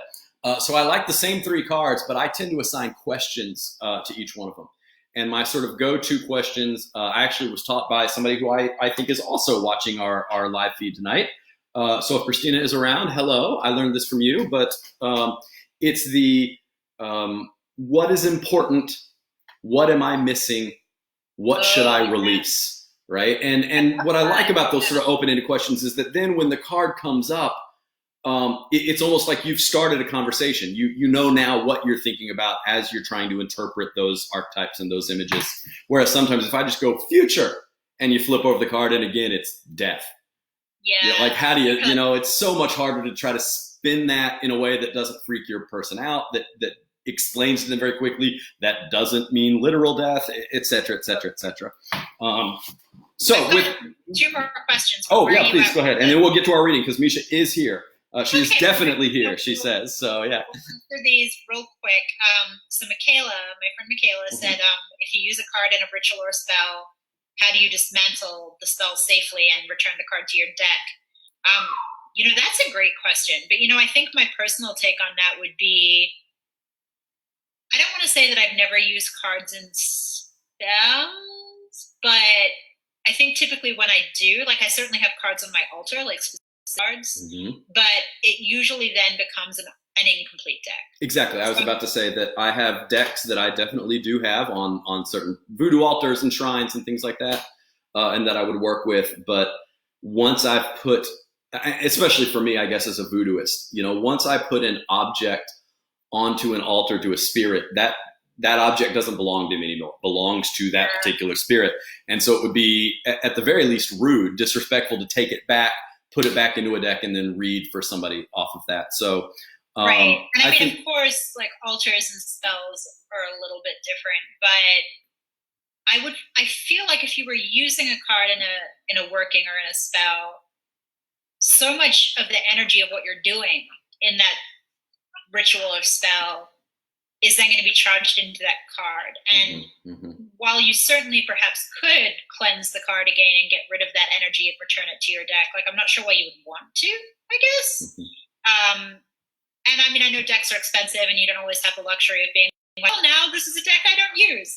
Hooray. But again, I think that's why if you are compelled to use a tarot card in a ritual or in a spell, maybe you want to look at using a deck that is like a little cheaper. Maybe it's not like a collector's edition deck that, cost you $110. Well, I mean, to be fair, the one that I use, interestingly enough, in a lot of my ritual work is Crawley's deck. So I don't read with that deck, but I do have a copy of it that I then use in rituals and things like that. So I think this is my original copy from childhood. Right. And I started using, I have 3 of these cards on my altar, and they've been on my altar forever. But once I started doing that, I was like, well, I can't read with this deck anymore. Right. It's just nothing. And so now I'm crafting with them and doing all sorts of other things. Like if you've ever picked one of these up with the little craft projects I made out of them, like congratulations, this is a piece of Celeste history. I've had this since I was like 16 years old. No kidding. Or something, 13 years old or something crazy. But anyway, so that was one question. And then the other question, real quick before we get to darling Misha, Deb, my dear friend Deb from back in the DZ, hey Deb, the old internet days, said, what is our favorite deck to use for readings? And I feel like we talked about this a little earlier, but Deb maybe wasn't here. We did. Let's hit it. I'm looking around for them. Rider-Waite-Smith, every day. I have to go. I mean, favorite tarot deck or favorite deck? I'm a Fairies Oracle guy. I'm a Brian Froud, Jessa Macbeth devotee. So that's the deck that speaks, that I should say that I am most fluent with, I guess is the good way of saying. But when I was a personal reader, I would offer it to my clients, and very often because they were unfamiliar with it, they didn't use it. And so I think more often than not, professionally, we tend to use Rider-Waite-Smith. But also I would use, again, MJ Coldane's Crow Tarot, but that's just because of the, I'm like trying to show off tattoos that people maybe can't see because of the light. I mean, you can see the same, it's that feather right up there that's on this arm. It's the same piece of artwork. But, if your last name means Raven, you've been called Blackbird all your life, you tend to get drawn to crow type things. So when that deck came out, MJ just did another deck that is a cat themed. Oh, I think I've seen that one. Yes, to the delight of people everywhere. So those are my favorites. Well, my final answer on that, because generally my answer is Rider-Waite-Smith. That is my favorite. That is the deck I go back to for client readings, particularly. Anyone who follows me on Instagram has heard me talk about this deck I'm about to talk about, like ad nauseum. But probably my favorite deck, other than the Rider-Waite-Smith, and I read from myself with it a lot, is the Moon Power Tarot by Charlie Quintero. This is an independently produced deck. You can only get this on the website of the folks who make it, and their Etsy. So their username is Sick Sad Girls, like Sick Sad World from Daria, but with girls. More than one, right? These are bananas. It is a wild, like the artwork on it is fantastic. Well, it's a great lover's card. I love that. It's very queer. It's very inclusive. All the figures in the deck have like weird alien skin. What is their race? Who knows? They're weird. Are they zombies? We're not sure. We don't know. And it's just bonkers. And I love that. It's very ethereal to me. It's very alien. It's very outside of. And I think, I was talking to my friend Sabrina about this deck at one point, and they said to me, like, wow, I think I'd hate that. And I was like, yeah, that's legit. Strong feelings one way or another. I feel the same way about the Pomo Tarot. There's a postmodern tarot where the suits are replaced with like TVs and beer bottles and guns instead of swords. And it's funny. It's like if I want a deck to curse me out, that's the deck that I go to. But it's like it's got an attitude. And so it's not one I use very often, but I do. It's got a spot in my heart because I feel like it has the same sort of foul-mouthed attitude that I am desperately trying to keep in check on a Facebook Live thing. But yeah, which is anybody that knows me knows that personality pretty well. So let's move on. Let's get Misha's interview here, right? So at least on our end, what I'm going to do, I think, if I can figure out all this, is I'm going to move to speaker view so that we can get your lovely face large and in charge for everybody. And I'll just sort of sit here in the back in the corner, and I'll chime in if I feel like it. But for the most part, I think I'm just going to let you take it away. Cool. Yeah. So you're monitoring that chat, though, and I can't see that chat. So what I am going to get you to do is, I guess, scribe, essentially, and tell me if Misha says anything or Absolutely. anything. You got that, Misha? If you have any questions specifically, chime in. If you want to comment as you go or you want to just listen, feel free. This is obviously the first time I ever tried to do something like this. So I want to start it off this way, and this is how I start up all sessions with all my clients. I don't need you to give me any question at all. If you would prefer not to say anything and you're just here and you're jazzed to kind of get a reading and you would prefer not to give anything away, let me know and we'll just dive in. But if you do have a question, if there's something on your mind or a particular area of your life that you're sort of more interested in focusing on or hearing about, feel free now to kind of vocalize what that might be. We don't have a whole lot of time. We're not going to kind of do this for 45. I'm not going to be able to get really in there. So if there's something more specific that you want to focus on, speak now. That's right. All right. I see nothing. Oh, Mish says, I have a question, but it's pretty convoluted and yet it feels important. Oh, I like that. So it sounds like what you're saying then is there is a question internally, but you would prefer, or like at this time, it's probably best not to kind of like get into the detail of it and just to kind of.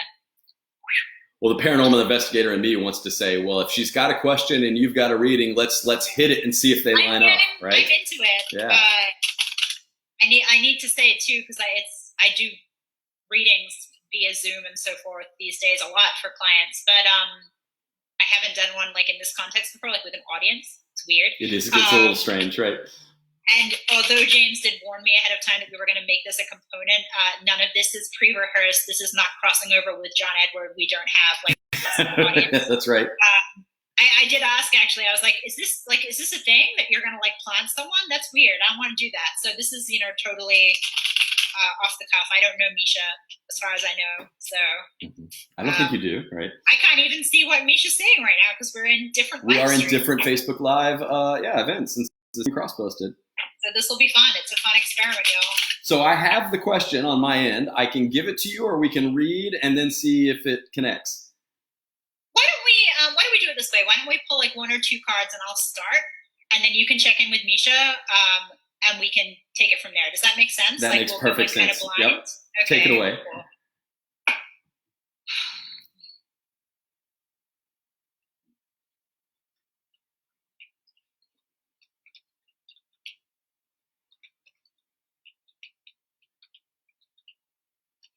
This is like a running joke with whatever comes through the door is I used to be able to just scroll through the deck and like pick a card that jumped out at me, and it's just numbers. It's numbers. Whatever's talking to me is like, pick number 27.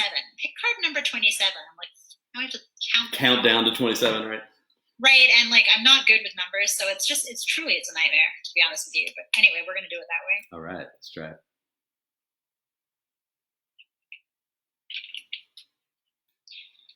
Okay, so again, not using a spread. Oh, interesting. A lot of reversed energy. So I feel like whatever is happening right now in this, this question that you alluded to, clearly things are at a point where they are very confusing and unstable. The two cards that came out upright, I guess, for sort of describing your energy in this current situation and what's going on, we have the Ace of Swords in reverse. And interestingly enough, even though I shuffled the deck like 17 times, while we were talking, we also have the High Priestess in reverse again. So that, to me, really speaks to sort of the wider global situation and maybe how it's impacting this question that you're asking. But we'll talk about what those two cards mean in concert. I love the connections already. So I'm just going to let you know. Cool. All right, go ahead. Keep going. That makes me feel good. Like I'm not a crazy person. Now that I've got some inside knowledge on this, right? Okay, so the Ace of Swords in reverse. If that card were upright, I'd be telling you like, wow, things are like, why are you even asking me what my opinion is? Because things seem very clear and things seem very direct and decisive. The Ace of Swords upright is usually, it's opportunity, but it's also mental clarity. So it's this idea of really having your goals set, knowing all the information you need to know and being ready to kind of take the next step and get things going. But when it's reversed, the Ace of Swords is confusion. It's literally not having all the pieces of the puzzle available to you so that you can make the decisions you need to make. And I feel like this is decision-based. Like this is something that you need to decide on. There's probably a relatively short time frame on that. And chances are good that other people are kind of putting you under the pump, and I'll tell you why I think that in a second. But that Ace of Swords is really like, there's some stuff you don't know here. There's some information that you need that's going to make making this decision a whole lot easier, but it's just being withheld, or you can't access it. So there is this sense of being a bit in a fog. Mm-hmm. And I think that speaks a little bit to that High Priestess in reverse too, insofar as, you know, what we were saying earlier about the sense of intuition. Your intuition is very strong. That High Priestess card wouldn't have come out if you didn't already have, you know, a fairly well-developed sense of your own intuition. And so I think in this situation, you are accessing your gut and you do know what you think you should do, but you're second guessing it. Like, hang on, is that my intuition talking? Am I afraid? Am I, am I picking up on patterns from the past that I'm trying to let go of that are informing this decision when I don't want them to? And so it really does feel very overwhelming. The card that came up as the challenge card, the thing that's really making all of this very complicated, is the Seven of Cups. And I love that. So the Seven of Cups, as James was saying earlier, cups are the suit that we correlate to water. They're the suit that correlates with our emotions. And so whatever this issue is, even though it requires a cognitive decision and an external action, it's a very deeply emotional decision for you. And that Seven of Cups, I jokingly call it the Tinder card. And I'm not saying that because this has to do with like relationships necessarily. Well, it does have to do with relationships, but not necessarily romantic ones. What it is, though, is it's a sense of being completely overwhelmed by the expectations and the offers that other people are making to you. So when the Seven of Cups comes to us, it's because people are pitching us ideas or opportunities. People are trying to connect with us. People are giving us their 10 cents, whether we want it or not. And it's too much. So what you want from these people is information. You want them to be straight with you and give you like the answers you need so you can move forward. And instead they're just like, but what if I just fed you some crazy shit? What if I just told you some wonderful, beautiful illusion and love? What about that? And you're like, well, my intuition's telling me that you're shit, but I'm still not able to move forward because I want to, almost like you want to give them the benefit of the doubt. So I'm going to stop there for now. How we doing? This is fascinating. All right, can I read you the actual question now? Come back into gallery view for a second. So here was Misha's question, and especially in the context of the High Priestess reverse, that's what kind of made me cackle when you first started reading here. Misha says, I have a terracotta goddess on my altar, and last night she had fallen forward onto her face. So we literally have a reversed goddess. I love it. Okay. So Misha says, first time that ever happened. And so I'd like to know how best to listen to what she's trying to tell me, which is exactly what we were just talking about with the Seven of Cups. I love it. I love when things work out that way. Interesting. So, I mean, it's interesting to me too that, I mean, first of all, yes, to see the High Priestess in an answer to a question like that is perfect, because I was like, well, okay, this involves relationships, but if you remember, I was like, but I think it's romantic relationships, but it does involve connection in relationships. Mm-hmm. Because of course, connecting to your guides or your gods, that's a relationship, a very important relationship. But I love that we have the High Priestess, because that is the instant giveaway that we're talking about access to the divine and access to your unconscious and your spiritual side. Absolutely. And yet, in the reverse, the goddess flat in her face, we do have a sense of like, well, hang on, I'm not sure how to interpret this. Like, I know something's happening. I know this is a message, but what's my intuition telling me about this message? Like, being a little bit lost in the woods. I don't know if you can relate to that idea of, I mean, obviously there's a fog hanging over you around this, but that idea of like trying to externalize and solve the problem that way. Like, I don't know if you've been turning to books, Googling, going on Reddit, whatever it might be, and trying to sort of find that more logical, rational answer. Or external is a better way to put it, an external answer. But what I would tell you is this, based on the cards we've currently pulled, and I will pull a few more, this is a message, but it's not a puzzle that you're going to be able to solve by trying to like rationalize it. And it's not a problem or a puzzle you're going to be able to solve by trying to like study it.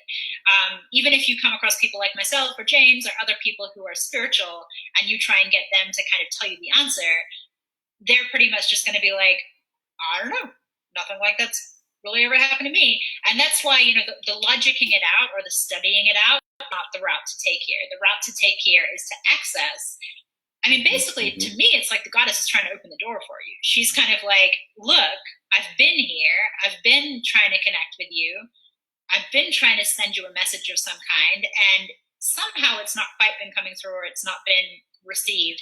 So now I'm just going to go throw myself to the altar. I'm going to throw myself off there. I'm going to try and get your attention, and we'll see if you pay attention to that. Mm-hmm. Now, what's interesting, and I don't know if you are going to connect with this or not, but I got to call it out because it's how I see it.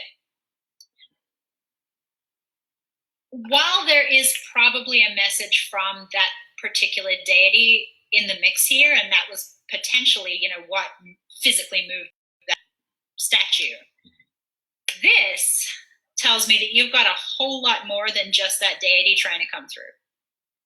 Because this truly is like pretty much the only way you can read the Seven of Cups is being overwhelmed by multiple different connections or multiple different opportunities. And it almost makes me wonder, like, what else are you working with, or what else wants to work with you that's trying to topple that particular deity or statue? Do you have ancestors who will let, this is just an example, but do you have extremely Catholic ancestors who are like, why is this statue on your altar? No, I don't think so.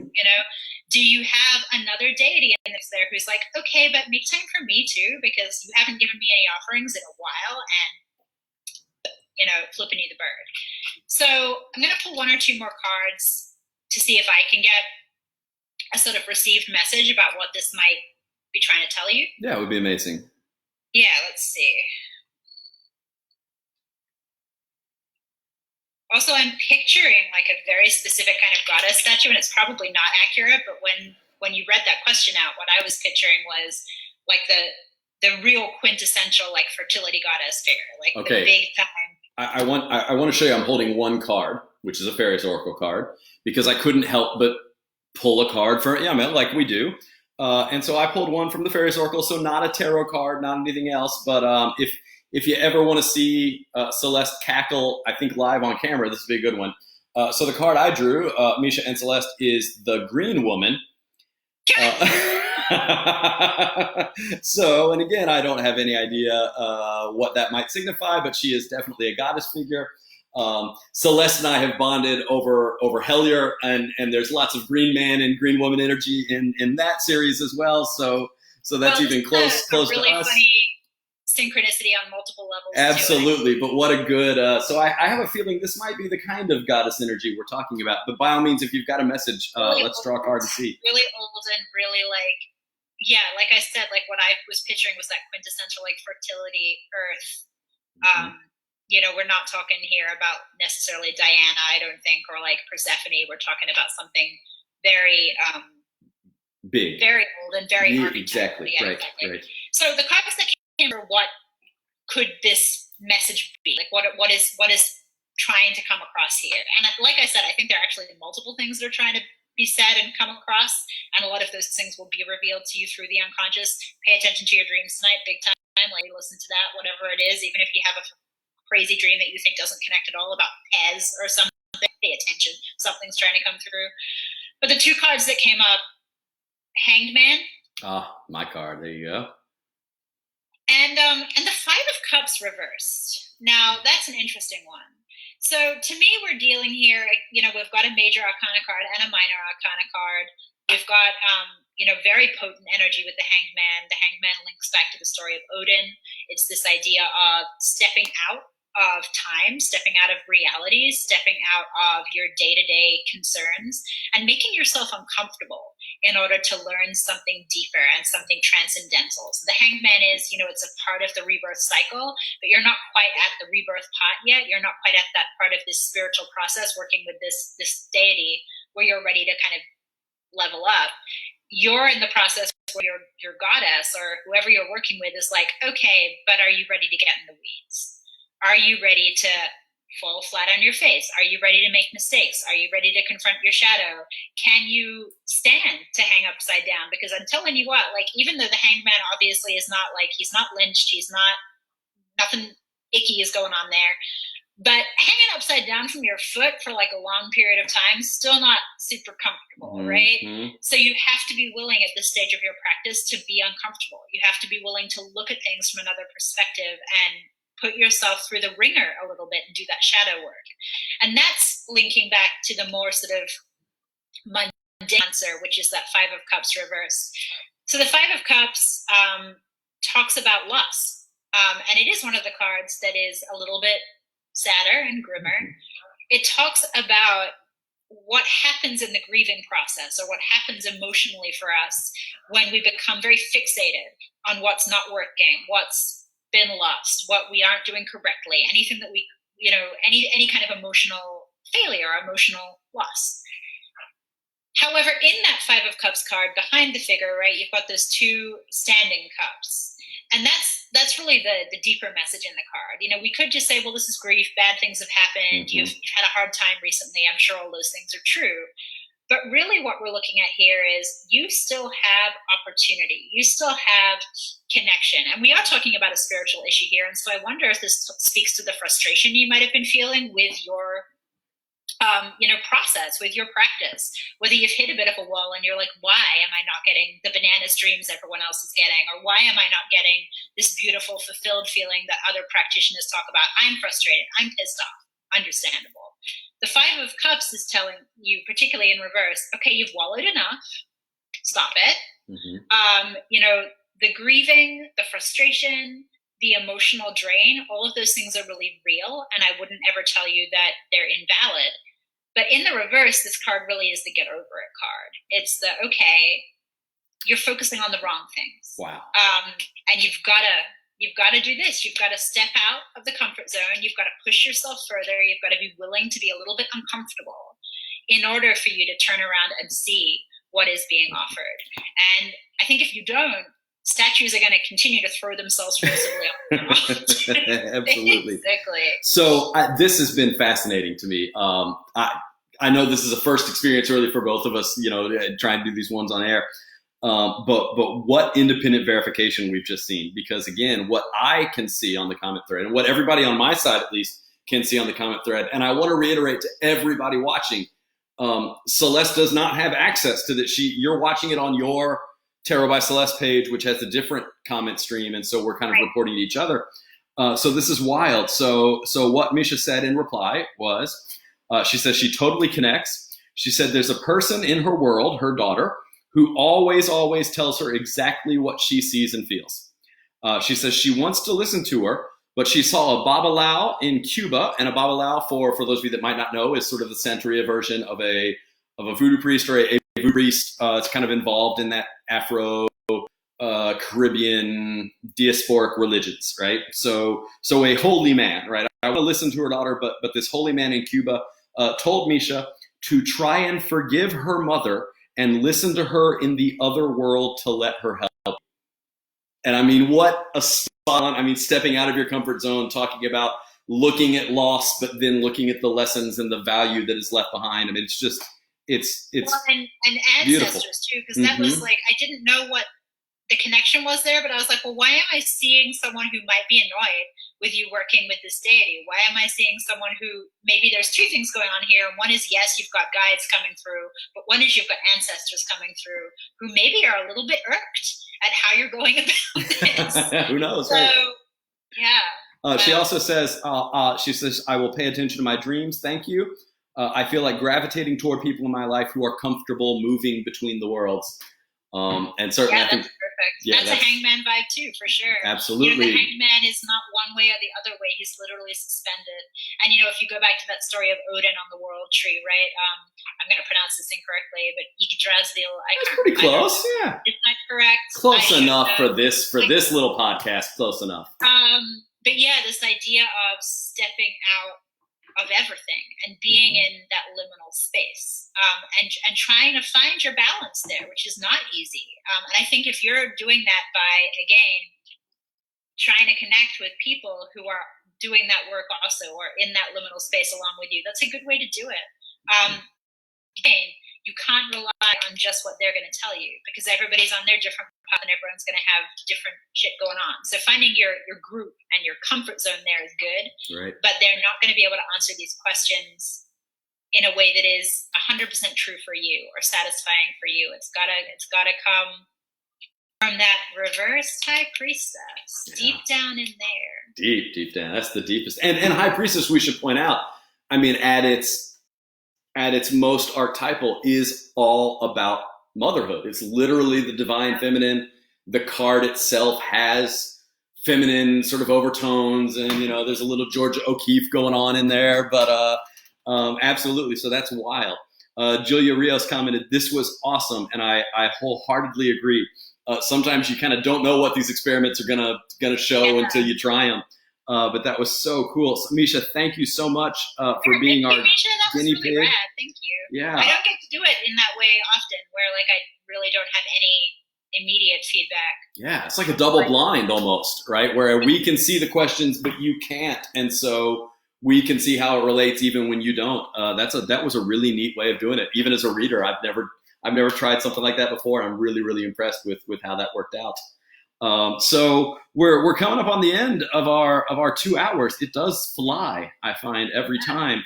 But let me ask you this before we kind of say farewell to everybody. So I know here in New Orleans we are at least under a stay-at-home lockdown for the moment, May 16th. I know we're one of the hot spots, so we have no idea when we'll be able to kind of open back up, which means that beautiful reading room that the two of us put together. And I want to do a shout out. There's so many people. The Traveling Cabinet of Curiosities, a good friend of mine who did our paper mache tarot goddess in there. Michelle, all of the artwork that people donated to that to make it. Our friend Marjorie at Voodoo Authentica dedicated an actual Haitian veve. That's like a piece of religious art for that room, and it's wonderful. And to be separated from it for so long, I don't know about you, but it's been tough. I felt exactly like that. Even when I'm working the box office up front, there'll be days where I'll just, it's quiet, nobody's in, and I'll go and sit in that room for a few minutes just to recharge because the energy is just perfect. And I think because it's a collaborative effort, for sure. Well, yeah, it's so there's the energy is just so good there. So, Misha just said thank you both. I'm honored to have gotten to participate. Misha, we're honored to get to participate with you, right? So, but in the meantime, until everything reopens and we go back to whatever normal looks like on the other side of this, where can people find you? If people want an actual reading with you, obviously you can do it over Zoom. That's a proven connection. Yeah, so I'm doing Zoom. I'm doing like just audio if you, like me, are perhaps having days where you're not gonna get out of your pajamas and you don't want to show me your face. That's fine. Totally fine. So we can do Zoom, we can do phone, we can do text. I do text readings all the time. Text readings, really? Not text messaging, but like over Facebook Messenger and whatnot. But to organize all of that, or to look at any of the kind of free stuff that I'm doing, because I do create a lot of free content, you can find me at Tarot by Celeste on Instagram, on Facebook. And my website is Celeste, Celeste, Mott, MOTT.com. It's also tarotbyceleste.com. It redirects, so either one of those. And we'll have links to all of that in the comments, at least on our end too. If you're on Celeste's side, obviously you already know how to find all that, so that should be good. That's got all your info. It's you can book with me, you can find out more, etc. The other thing I want to say is I'm doing a little workshop on Tuesday. And the workshop will be like this. It'll be conducted via Zoom. It won't be on Facebook Live. You need to click the URL to Zoom in. But it's a workshop on professionalizing your intuitive practice, or professionalizing your tarot practice, your wellness business. And it's sort of a 50-50. On the one hand, it's some kind of skills and some strategies you can use to take your personal tarot reading practice kind of to the next level and make some money off it, particularly during the pandemic, which is nice. It's but real. the other Try to thing work that it from home. is it's sort of some general online business advice for anybody in the wellness industry. So if you're already a professional, but you can't go into your physical place of work right now, and you're like, oh crap, how do I do this? Like, what are some things that I should be doing? My background, other than tarot, is that I worked for a really long time in digital marketing. So that workshop is going to be a little bit of both of those things. It's just going to be 90 minutes. We're going to get together on Tuesday, the 21st at 3 p.m. CST. I've got a Facebook event up for it. If you go like my page, you can see that event. It's called Spirit Hustle. But it's free. And we'll put that in the comments as well. Yeah, it's free. You don't have to pay. There's not a cost attached. It's just going to be me rambling about business and tarot for 90 minutes. But that's important because there's so many people. I think like tour guides, there's so many people that just jump to the first company that's offering and might not be making the pay that they should be making, might be put under pretty how do I say this? Pretty demanding schedule, sort of assumptions or time commitments, things like that. And so I do think that this sort of idea about how to assert yourself independently, especially via social media, in this day and age is very important. Yeah, and I think, even if you're thinking to yourself, well, I'm not there yet. I'm reading, but I don't want to do that yet. Or even if you're thinking, okay, but maybe we're going to be off lockdown in a month, and do I really need to start an online business? I have a job to go back to. All of those things may be true, but there's no harm in starting to build your independent brand, right? And I hate that terminology because it's so hokey, but truly, this is the world we're living in now. And I think the pandemic is making people realize that it is a digital world. We are kind of environment and reality. And if we can find ways to maintain that, even when we go back to normal, maybe you're going to come out of this with a little bit more independence and a little bit more autonomy than you went into it. So yeah, it'd be fun, I think. Do you remember your very first reading for money, your very first professional reading? Has it been too long? Kind of. Yeah, we'll finish with this. It's funny. I started reading online, and that's why I'm going to do this workshop. Oh, wow. Yeah, that was the majority of my experience until I moved to New Orleans, because I grew up in a small Australian town where people weren't into this, in the 90s. So I didn't have an outlet to read for people in person. And I started reading for a psychic hotline, basically. And God, I think my first reading, I'm sure it was a very basic question, is my husband cheating on me or whatever? Right. Because it was a psychic hotline, and those are the kinds of clients you get. Right. But the software was such that it was a chat program, but it didn't have it wasn't like Facebook chat where you could type it out and hit enter. Everything that you typed was live transmitted. Oh, you could see it, and so you could see the edits. Yeah, so you couldn't mess up. And I just remember being oh God, what have I got myself into? But it really helped me trust my intuition, because you don't have time to double check the little white book or go Google a meaning for a card. You're in there; they can see everything you're typing. And so it was actually a really good experience. But yeah, we're going to talk about all those kinds of things: psychic hotline websites, people that you could work for, whether you want to work for yourself, all of those things. My very first professional reading was in Bloomington, Indiana, on a lunch break, because I had an hour lunch, and I just decided, you know what, I'm going to set up at a little park table with my Fairies Oracle deck and a card that said free readings by donations accepted, and I was one of the most terrifying hours of my life. Yeah. It's hard to get out there initially. There's a lot of stage fright you've got to get over, I think, when you're talking about making these sorts of deep connections. It's an everyday thing for me, because I am at my core, I'm an extreme introvert. And I've been joking with people that I was built for this pandemic, because when suddenly it was you can't leave your house, I was I can't leave my house. Yay! Yeah! So but for me, in-person readings, even though I'm very used to them and I've done hundreds of them at this point, and I've worked in very high-pressure environments, and now we have this beautiful reading room, which is relaxing and gorgeous. Mm-hmm. But nevertheless, every time a client steps into that space, part of me is and I just I get that little, I don't know if I'd call it stage fright, but there is a little clench of sorts. Always. It's never gone away from me either. And so, if you're at a point where you are reading cards and you question whether that clench is is the universe telling you shouldn't do this, or are you not good at it? No, that's just a perfectly normal part of being a human being, and you're going to get that doubt, and you're going to get that anxiety. And I was feeling that approximately 2 hours before now, right? Doing these silly live Facebook casts. Yeah, that's just a part of being human. Before you go, I want to make sure you've got a Patreon too that people should know about. Oh yeah, so that's also all that info is on my Instagram. The Patreon is also Tarot by Celeste. Just to give you a little bit of a spiel, if you're not familiar, but Patreon is a subscription platform where you pay monthly to access particular kinds of content. So it's kind of a way, in the back in the old days, where artists had patrons who would kind of support their ongoing creation of their art. So my Patreon has a couple of different tiers you can join. Most of them are pretty low dollar amounts. You can start with like $5 a month, and they get you different kinds of rewards. So one of the major things that I do is I do tarot and astrology readings every month.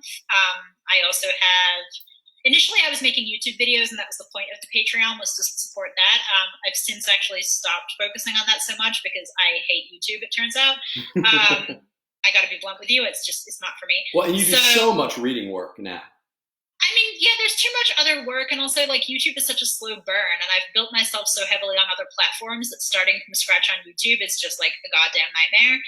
But all this to say, what we're now working on with my patrons in the Patreon group is I'm developing courses that you can take. And so if you're a patron, you're going to get beta access to those courses. And the one I'm working on is dream work.